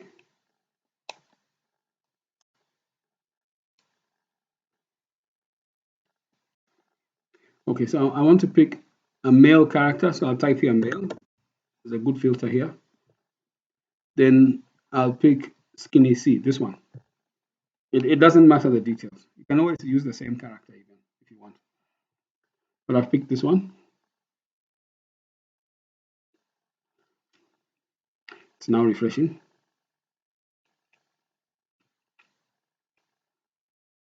The moment it loads, it prompts you by going to the next available, what they recommend next, which is the torso. So now you see the torso has come, and then male Skinny C is right here. This is the character, but he's going to, the shader is going to put on the materials in a minute. There it is. It doesn't matter the character, but I'll pick Skinny C here. That's the body now, torso. I'm clicking on it. So I'm recording this for others so they can also see this workflow. This character creator software is saving us a lot. We don't have to get into details with drawing characters because we're using this method. Then I'll pick here male Skinny C, this one.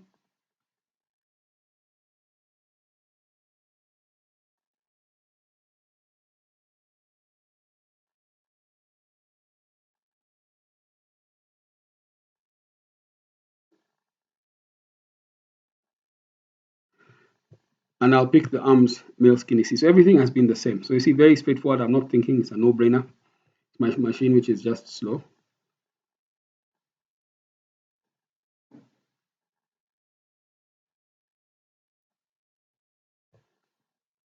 I'll try and close this.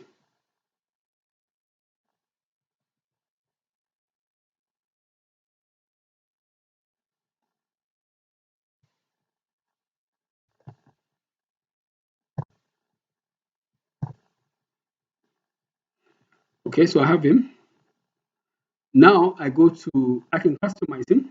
You can make these arms longer, smaller, but I'll just keep him the way he is. I go to clothing. Now, these guys wear skirts. I went through this. There's not much. This library is not so big, but I'll pick this skirt here. Oh, it's not. Let me scroll down.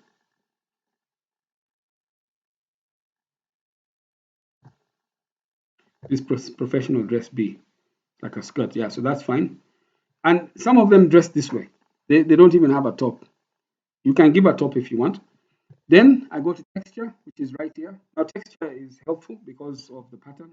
So when you come to texture, it doesn't highlight anything. This is the default texture. But if you come on the side menu, this side panel, and pick main fabric, now all these highlights, you can pick a texture that might resemble the Maasai. Maybe I try tiles like this. I try this. And then where it says, pattern amount, just reduce this to make the texture bigger, like this. And then you can kind of standardize some things. Yeah. Now, sure. So I can change all this. Like I don't like this pattern, so I'll just give it the same color as something else, like that. Say okay. Maybe I introduce white here, like this. No, I don't like that. So I'll keep this. Maybe I'll try this one. Some white. No, I don't like that.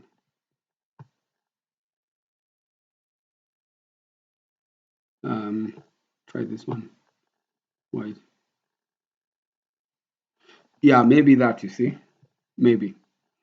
And it gives us texture. We can color it any way we like in Harmony. I should have said okay. Like that. Then say okay. All right. So you can fool around with it. But another trick is if you go back to clothing and look for the default clothes that you see here. Like, let me go to the tops here.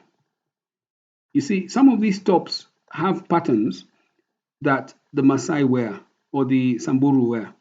Like this guy. I found this one to be having the patterns that they wear. This one. So if you like this pattern, which I do, I'm just showing you by clicking on it. I like this pattern. It's just the colors I want to change. I go to the texture, then I change the colors. So if you scroll down, first of all, select main material.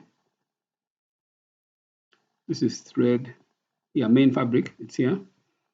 Then scroll down to the colors that you might want. Again, because we're not using these characters, you don't have to be a purist. You can just be quick in your selections. I'll just try different colors without minding so much what happens. Okay. Yeah. Yeah, it's not showing as I would like. So it means I have to tweak it. And there are many ways of tweaking this, but let's say that's what I want. Then what I can do is copy. I scroll up here and say copy this one.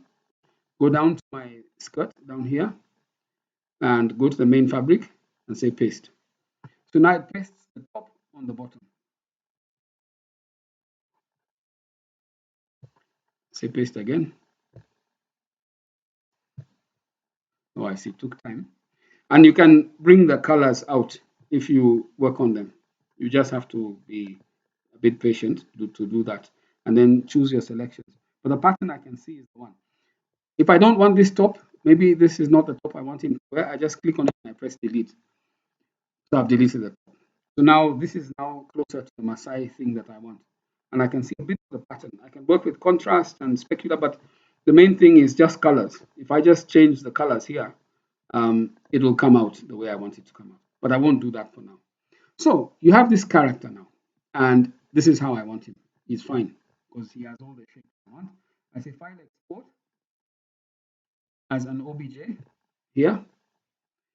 I'll say pack the textures and the UV maps just to have consistency.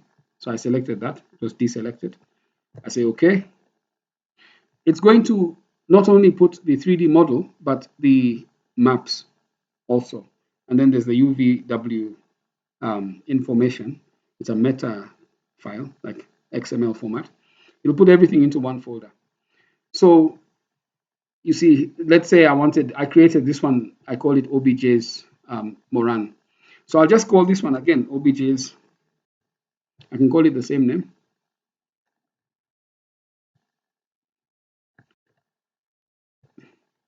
I call it OBJ's I'll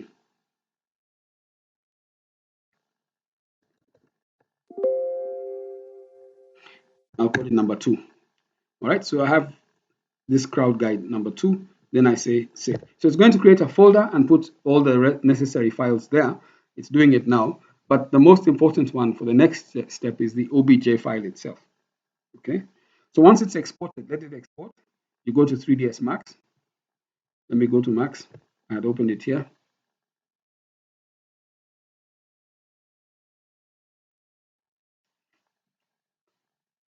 Still opening.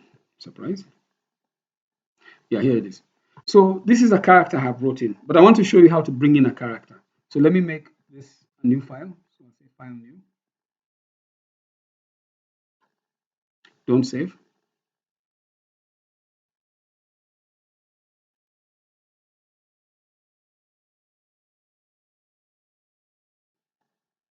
Don't worry about the nature of the character because again, it's the shape and the pattern that we're interested in. That will give us the guide we want.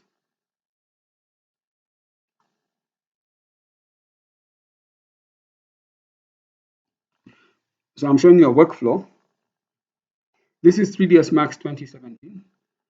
If you have 2021, it's actually better because there's some things in the next steps when you're stitching files. If you want to stitch, we may not need to stitch for this animation. I realize that stitching is when you have your character on the scene for a longer time and you want them to do several things like walk, run, then sit.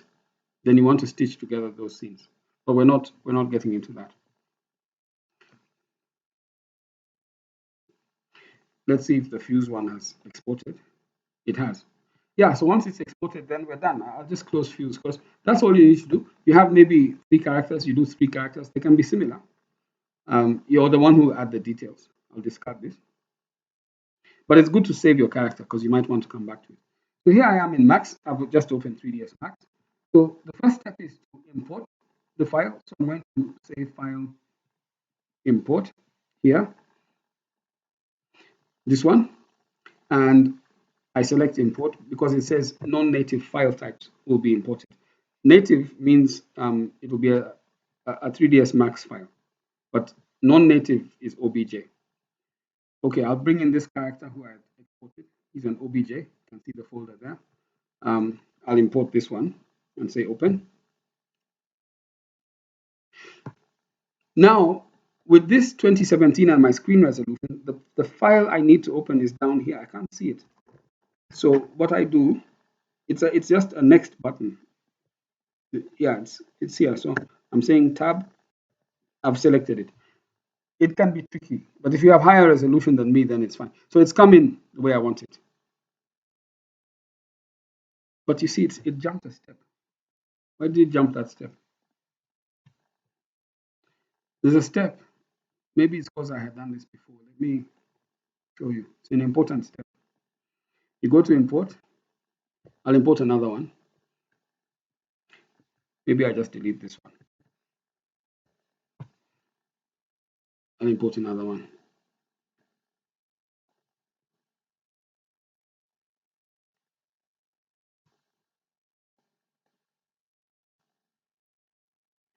Let me import this banana here. This one.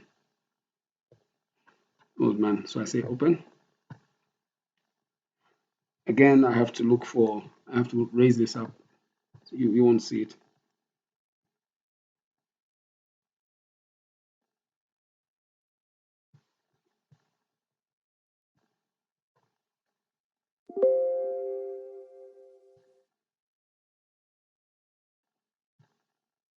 Yeah, it's there.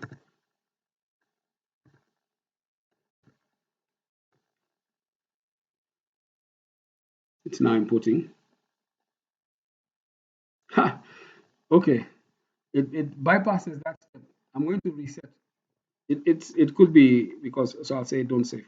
It's automatically taking my previous setting. Remember, all this stuff is just a guide. When you draw it, the real wardrobe comes out.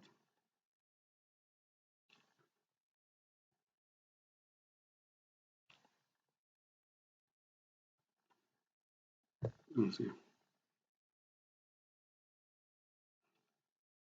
So I'm just resetting. Let me do it again. So import.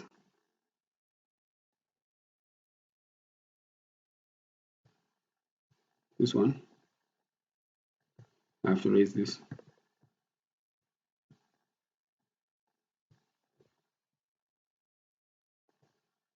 Yeah, got it.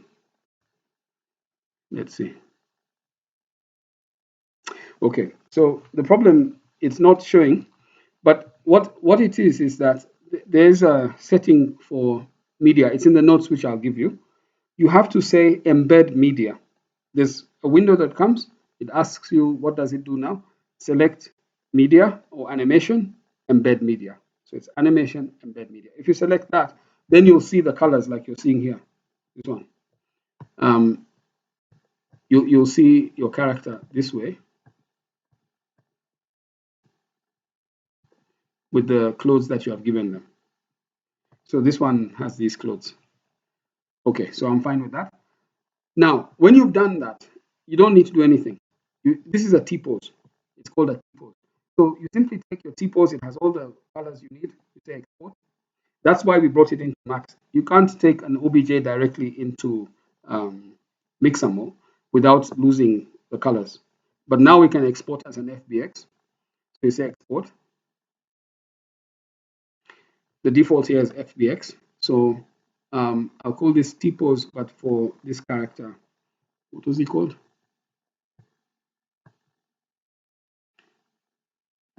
Did I get his name? Let me get his name.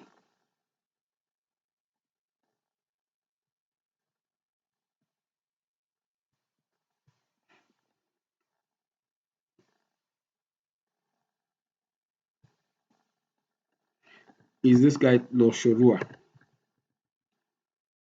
Old man. So I go and export.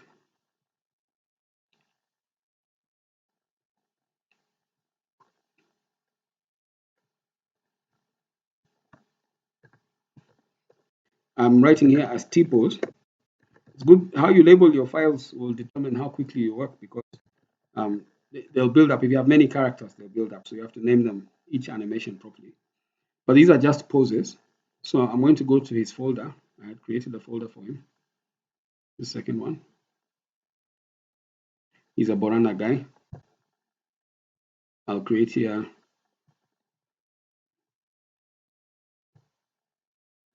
FBX folder Shirua. So all my FBXs for him will come in here. I'll save him here.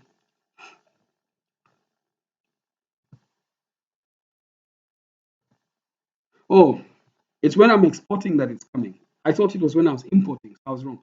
So this is it. You see when this window comes as an FBX, it's asking. You select embed media and select embed media. That's what you needed to do. If you, so it comes at the end. I mixed it up. It wasn't coming at the beginning. So embed media, and then say okay. Very important because Mixamo will not accept these textures.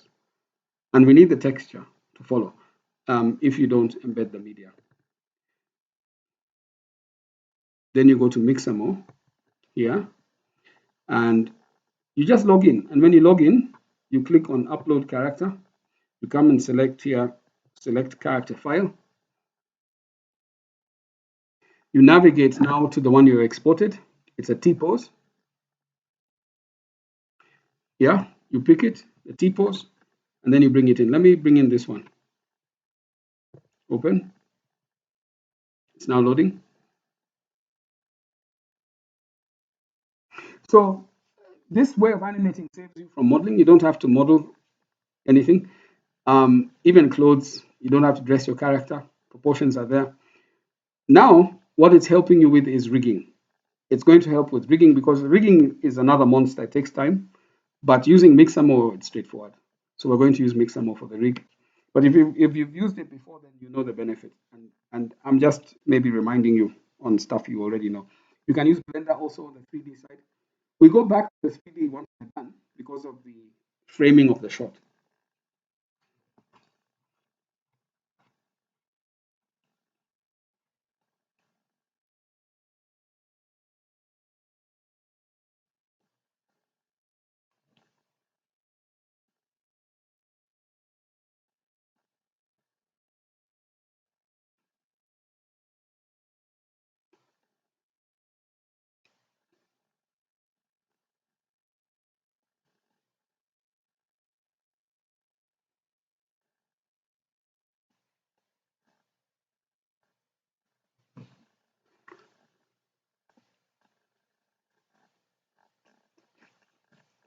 Okay, so it's loading.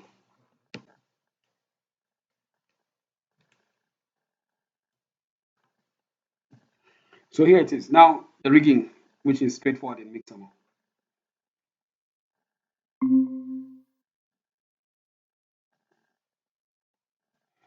Still loading.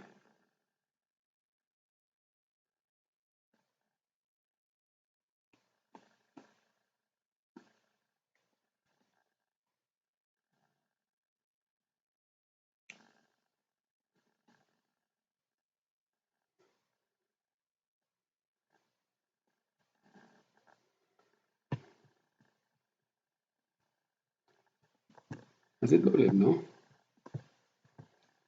Okay, it's taking its time. If you have questions, feel free. We can talk while this one is loading.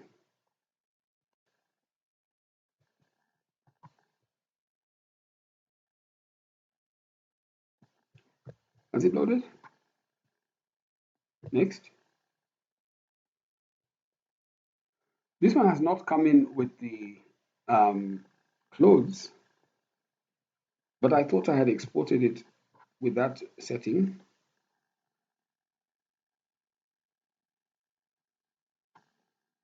I'm surprised. But let me not go through it again. Let me show you the rigging. It should have come in with the clothes. You just do it again. It comes. So this is the chin. You simply put this on the chin. There's even a guide there on the right. This one sets the wrists. Oh, there the clothes have come. You can see. It just took its time. And then the elbows. I'm putting on the elbows. This is now standard one work. If you and it's straightforward. The idea is not to mix it up. You have to do it accurately.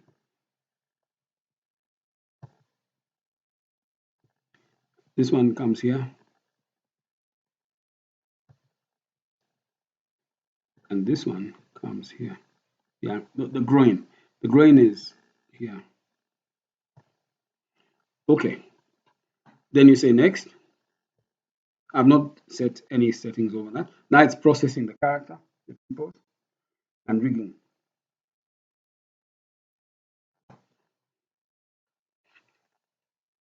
This process can take a whole day on one character when you're experienced. Otherwise, it can take even longer than that by far.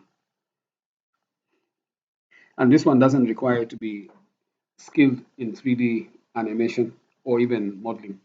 Once you know the process, you just do it. I don't think you need to be skilled to do this. So what we're exploiting in terms of our knowledge is our ability to tell stories. We know what works, what doesn't work, and we are taking and extracting what we need. So that just allows our workflow to be a bit faster. So this is the character. He's going to get out of this T-pose in a minute. There, he's out of the T-pose. Yeah, so this is the default movement that comes with Mixamo. Go to next. So you've seen this before. Next. So on the left is the library, and this library has like 4,000. The last time I checked, they were over that in the different categories, 32 of them. There are many, and it has a filter so you can type. So now, let's say this character is Lerinka. I go to the storyboard. Lerinka appears in Act 2. So let's go to Act 2 and just, this is the part that requires professional analysis. You have to do a kind of storyboard analysis. Don't do it without thinking, because then you lose the opportunity and the benefit of what we're doing. You're not just putting it there, you're putting it there strategically, and you're choosing the animation strategically as well. Then you're setting it the right way. It's just saving you time, but you do it strategically. Let me close this Steam. Okay, so Act 2 is where this character appears, and I want to explain how to think when you're working on this.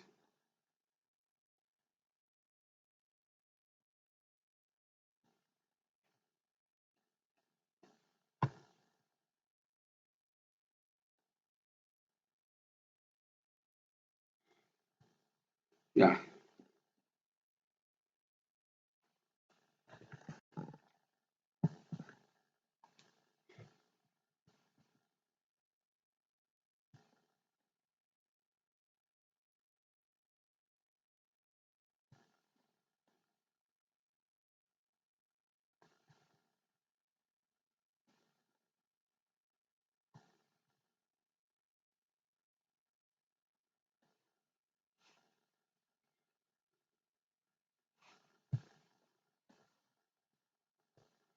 All right. So I'll do a quick search for Lerinka.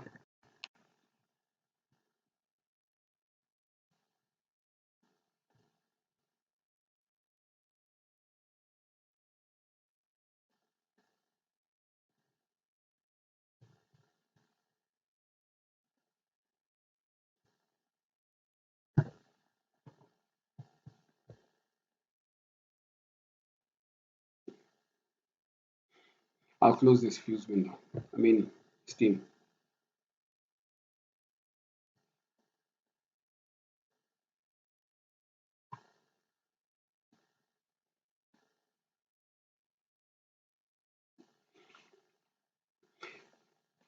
The next thing we want to do is to analyze the storyboard based on your character.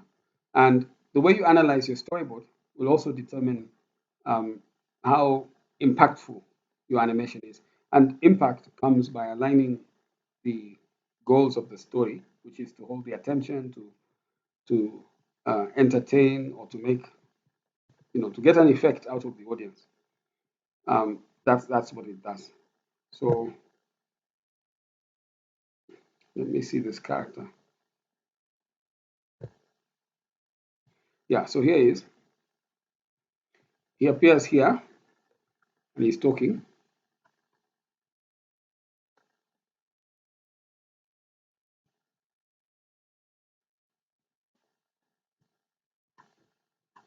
But where he appears first is up here.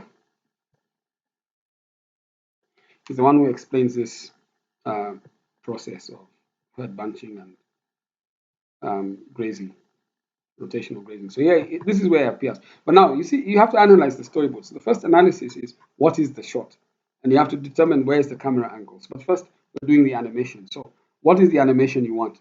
The animation we want is of Lerinka. He's talking here, and if you read what he's saying, let me quickly read it. 1 second. I'll zoom in.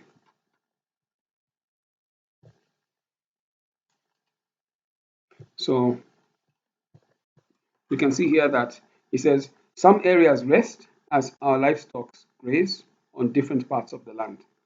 He's speaking, but it's continuous, that panel. Let me tell you about the traditional wet season and dry season grazing. And he's trying to persuade them. So you want him acting. Then he goes on to say, picture our livestock grazing in an area before moving in a coordinated way to another area. It helps them graze the grassland more effectively. And he's trying to persuade them. So he sees action is there. Then he turns around to the cows and he says, we group together and move. And then now it cuts to this. So it changes. And then it changes. So he's not showing, he's not in the scene. Yeah, he's gone. So you see, these three, we want an action for them. And they start here. They start here. You can see the duration is right here, 4 seconds. And then again 4 seconds, that's 8 seconds. And then 5 seconds for this. We've done the animation timing already. Yeah, so 8 plus 5 is 13 plus 4 is 19 seconds. So you want 19 seconds. In terms of frames, if you're doing 12 frames a second, then you're looking at 19, let's say 20 times 12. It's almost 240 frames if you're doing that. And those are 240 frames you're tracing. And that's why I'm saying do 12. If you double it, you're doing double that. It's more work. So let's just agree on 12 frames. Okay, so you go back to your character. This is him. And we want him talking. So I'm going to type here talking. Yeah, you can learn how to navigate these options for the filter. They're different ones, but I'm just starting with talking because they're quite a number. Here he's seated. This one they're saying talking on phone. We don't want those ones. Here he's sitting and talking. We don't want that. He's standing, this guy. Here's talking, you see? And this is interesting. He's got some poses. This one's on phone. This one, it's cell phone again. So let me go with this one for now. Let's try this. You just click on it and it applies it to your character. It's applying it now.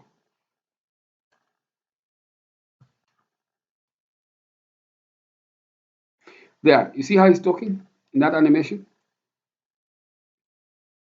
Yeah. So there's a lot of movement there.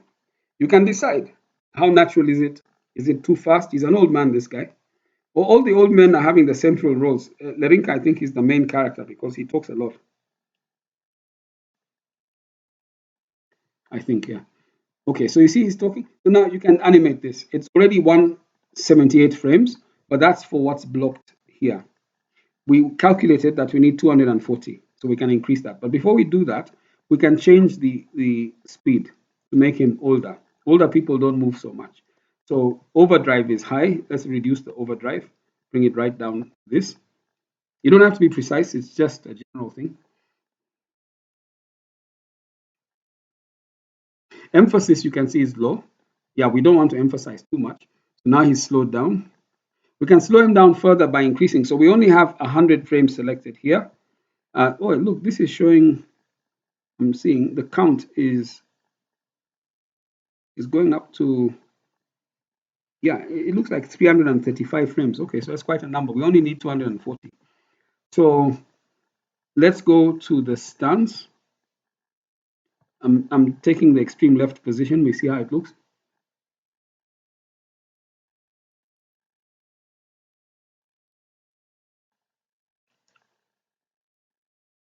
So that's the stance.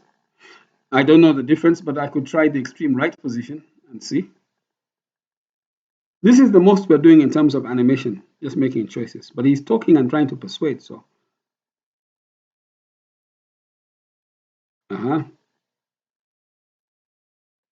Okay. Now, you may want to take more of him so that you can choose, because there's no harm. You'll be the one to choose which segment you're working with. So you can expand this if you want. This is how you expand the length of your animation. Depending, you just have more footage to work with, and you can pick what you want.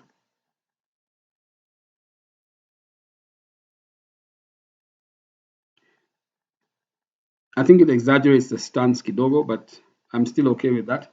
Yeah, that's fine. Now, you see this left, the right hand, this one, it's still sometimes. So I'm going to increase the spacing of the arms slightly. These people have sticks, by the way. The storyboard doesn't show them with sticks, but they always have sticks. So always make sure, especially if you have a main character, that you have a stick that he's holding. They don't go places without their sticks. So I'm spreading out the arm kidogo to account for the stick. This is part of the animation analysis I'm talking about, you see. So now you see, watch the right hand. The right hand's holding a stick.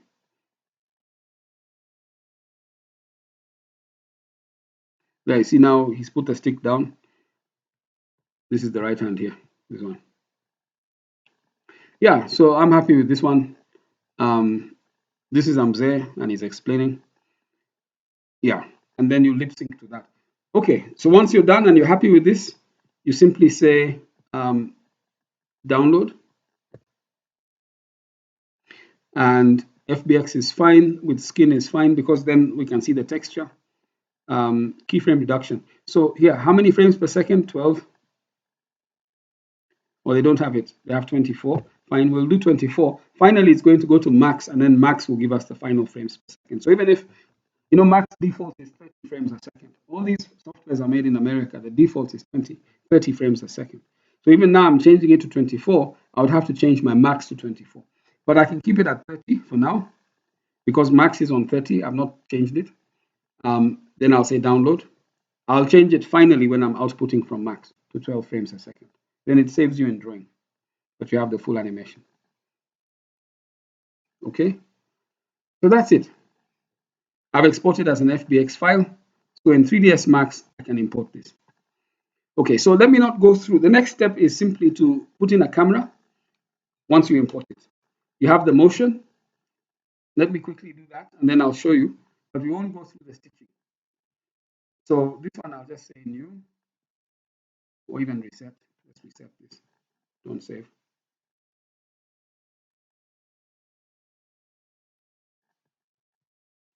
Yeah.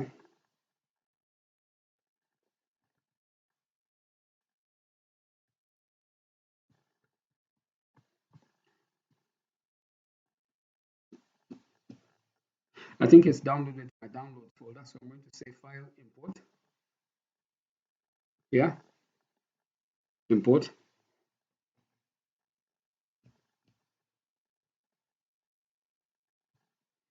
And go to downloads. This one.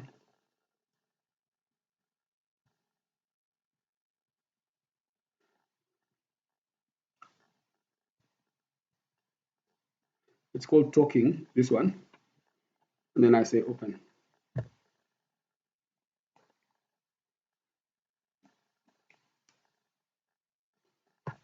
So again, here it comes with animation. This is an animation file.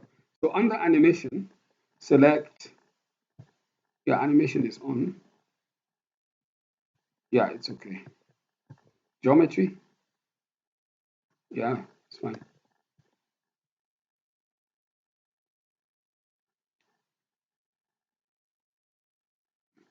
On advanced options, no.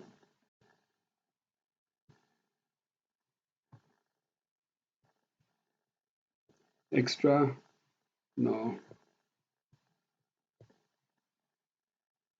I think it's okay. So let's just say okay. I've not said anything.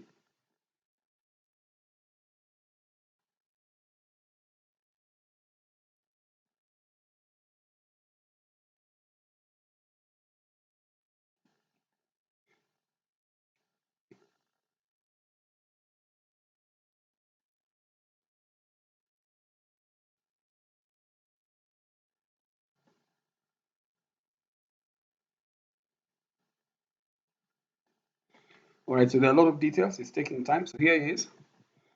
And you can see the keyframes have come. But you see, the default setting for my max is only 100. So it only shows the first 100 frames. But you know how to use max. We'll just increase this here in the configurations panel. I can't remember how long this one was. It's coming to 1 second. Let me pause it.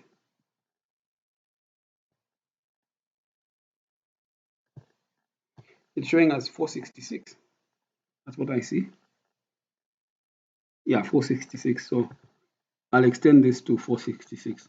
And you see, it's NTSC, which is 30 frames by default. The length, I'll change it end time to 466, like that. And I say, okay. So now all the frames are showing, you can see. So now if I press play here, let me turn them around.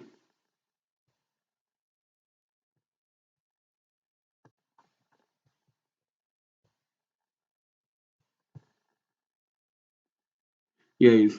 And you see, if I frame him, we can even frame him here, logo, to match this one on the storyboard. Yeah. So this is part of the analysis that we're analyzing it, and then we're now framing it accordingly. So I could, I've not created a camera. The best way is to create a camera, by the way. So I'm just using this default camera thing. So this is roughly how he would be here, roughly. So that's fine, same. If I want to turn him kidogo, I'll just turn him here with this one.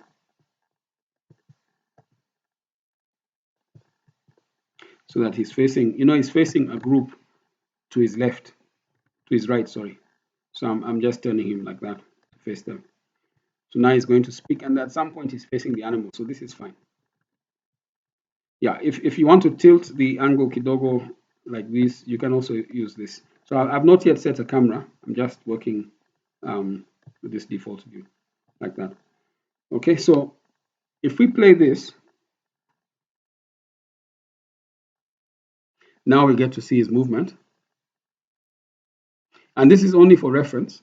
It's not for, you see, yeah. So we'll use it for tracing.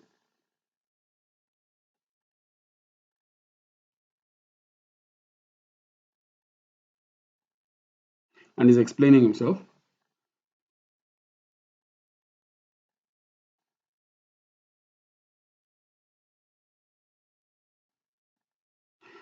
Okay, so you analyze and just see what he is saying and whether this movement works for you. If that works for you, then you export. So you come to the rendering and render. Now, you see, he's got texture here. You can see the texture. And that will help us because even as he moves, like you see, the body is moving, the texture is also moving slightly, you see. But now we have exact reference for that texture, which is very helpful because otherwise you have to control that and then match it and track it. Okay, so this is happening in a way that is a bit more natural. We don't have to follow exactly these clothes. We can put a robe on him. We can now add on our things because we have our character model. So we're only using him as a guide. We could have even not given him this top. It's up to us. This hand can be a fist because it's holding a stick. So we can add our nuance.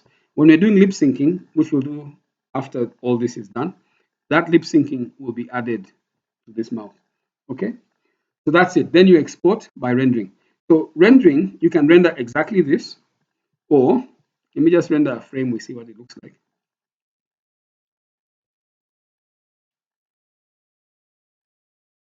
Yeah, it looks like that. It's just a guide. So that guide is accurate enough. Lighting is good. It's clear enough. So I have no problem with it. You can render that. I will, there is some settings here. Let's just go and check them out. Under rendering,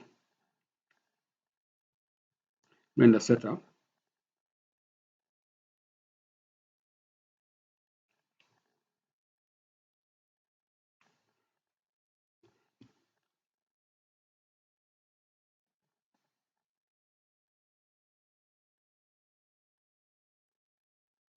Okay.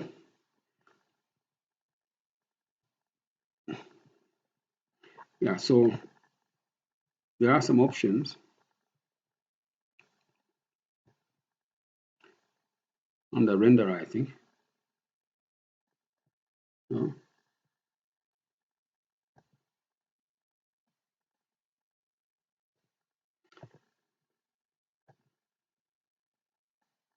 There are options that allow you to render him as a, as a outline.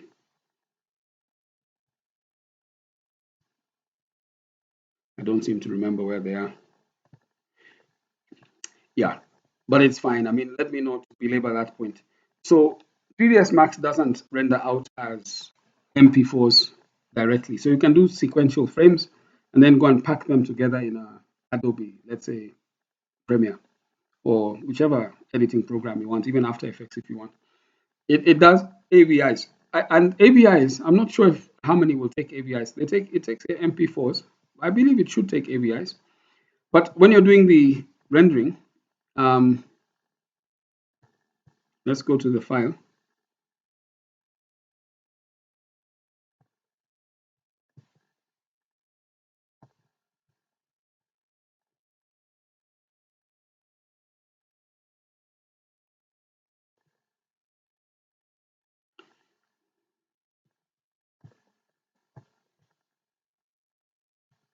No, don't think. No. Let me do it again. So rendering, render setup.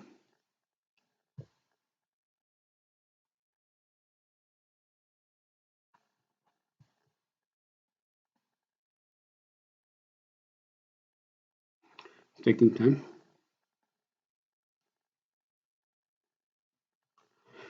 So I'll give you a book just to guide you on this, the steps written down, and then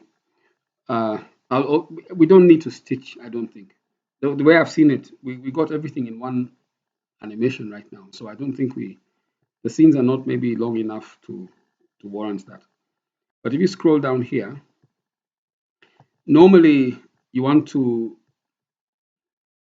it's two-sided. Normally you want this force two-sided, but then you want to select super black for the background.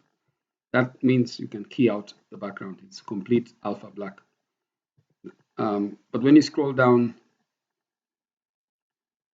oh, here it is, save file.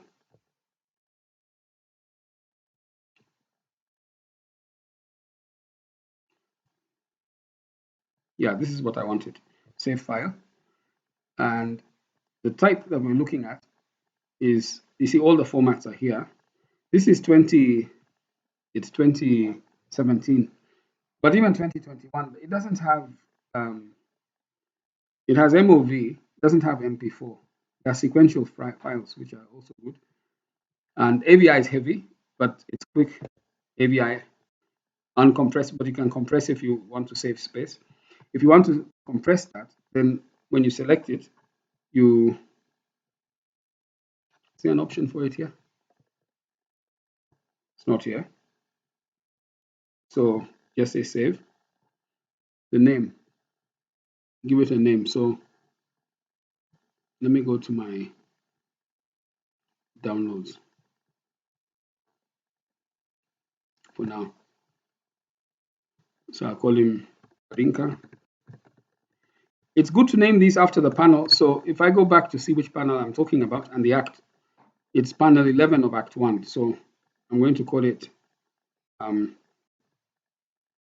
Act 1, panel 11, like that. Then Lerinka, make it easy to track. Then I say save. Yeah, now it's asking. So DV encoder is the default, which is fine. Yeah, just use some compression to save space and then say render. So that's it. Then you say render, it will render. Okay, and it's rendering as an AVI. Then AVI you can convert using Premiere if it doesn't go into your Harmony straight away. If you do sequential files, like if I go back here,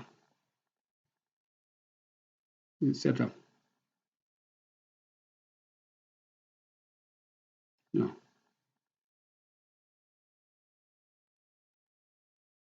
Oh, it's files down here.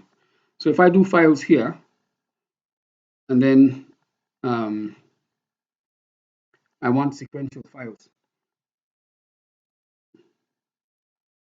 I can pick PNGs are good. Yeah.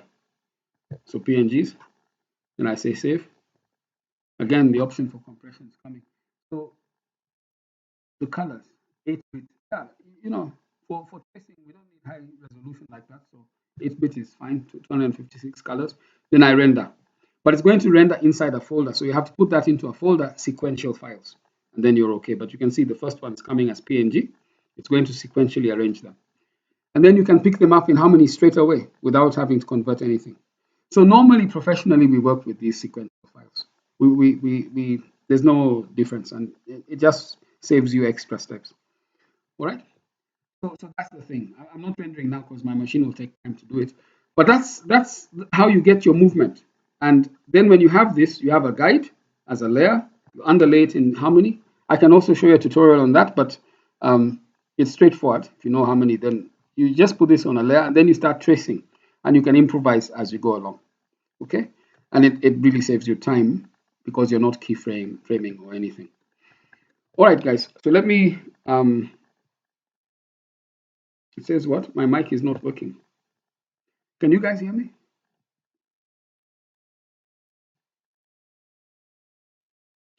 Now, can you hear me?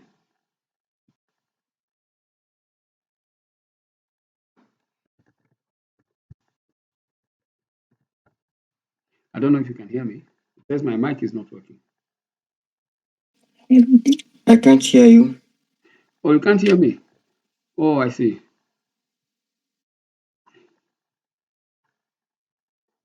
Oh.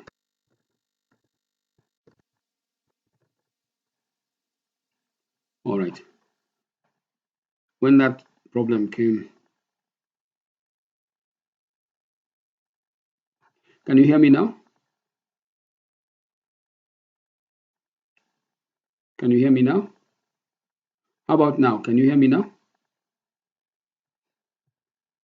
Yeah, now I can hear you. Oh, okay. I've been talking all this time, but it seems you couldn't hear me. Wow, I thought you were just doing it. Okay. So I assumed like you were just showing it, but not talking. Oh, I see. Okay. There's no problem, but it's fine. So you have the recorded. Yeah. I'm still recording. Though, I'll share. okay, though I understood everything. Okay. No worries. I'll do that. Then I'll send you a book also, which has the steps. Like, Yeah. simply. All right. And there's more, but for now, I'll stop there. But the idea is to get at least your background characters done, at least even your main characters. If you can get them done, that would be very good. Yeah.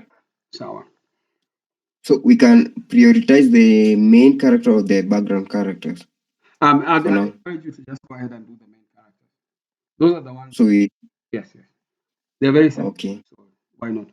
The sooner you get them done, because when we critique them and we discuss them, then you fine tune them early. It's good to do that. Yeah. So And then now and then let's. I just remembered this was the same process that you taught us. So. Oh, I see. Okay. Yeah, I've been using the same process to do even my animations. Oh, I see. Oh, yeah. I had not known that. But I've been using it with Blender, not with 3ds Max. So it's the same thing. Yeah, it's the same thing. Even Blender is fine. That's okay. Yeah. So, okay, if you're comfortable with that workflow, then that's all I wanted. If you're okay, then you'll be fine. The idea is just to get the shape and the movement. Yeah. So, what about the camera movement? Are there any camera movements? No, the camera doesn't move. It moves in the way of zooming in. Yeah, there's some zooming in, but you can do zooming in Harmony. Zooming in. So yeah. But I don't know in Harmony. Maybe I'll just run. Yeah, but if it's easier for you to do it in Max, you can also just zoom in Max. Okay. Yeah, create a camera and zoom in. Yeah, and it writes there in the camera. It says zoom in. Sometimes because that's what it wants. So you can do it. Yeah.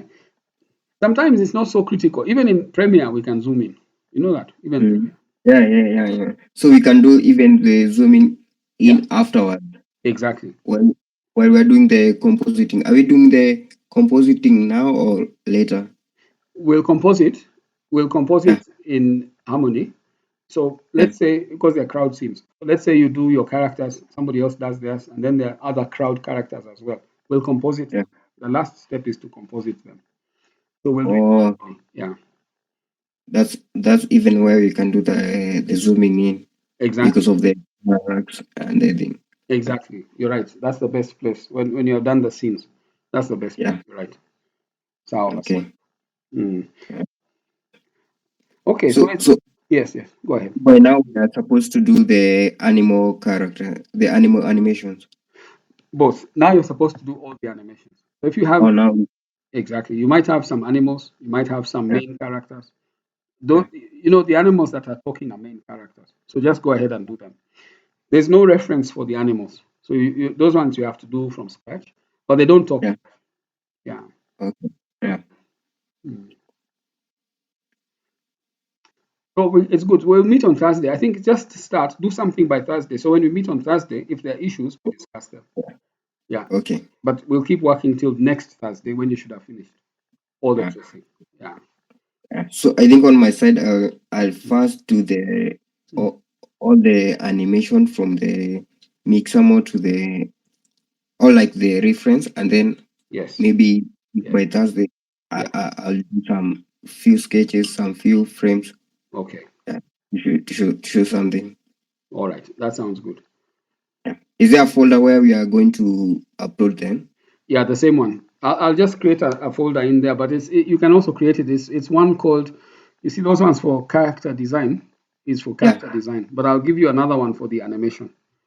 It's Okay. inside a production folder. I'll share it in the group, but you'll see a So computer there. Mhm.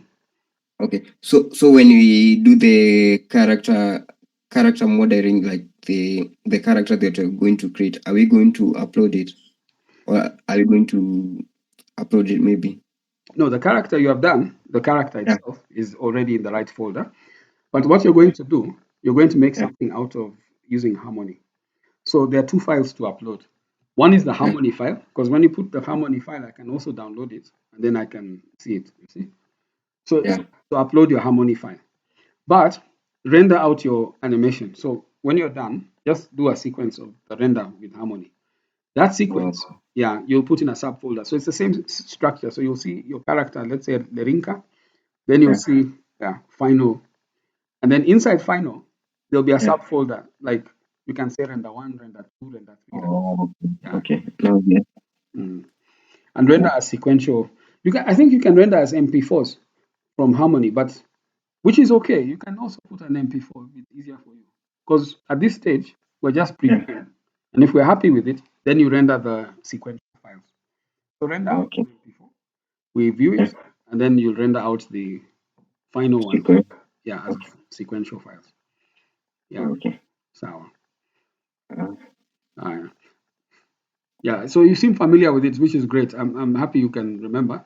So what we'll do is we'll use that as a way of going quickly, because to finish all this kind of work, it's a lot of animation in 1 week. It's only possible if we render 12 frames per second, and then we use this kind of guide. So we're tracing.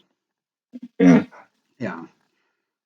I'll even share what I have done before. I think it was my last year project. What I did, I'll share with you what I did with it.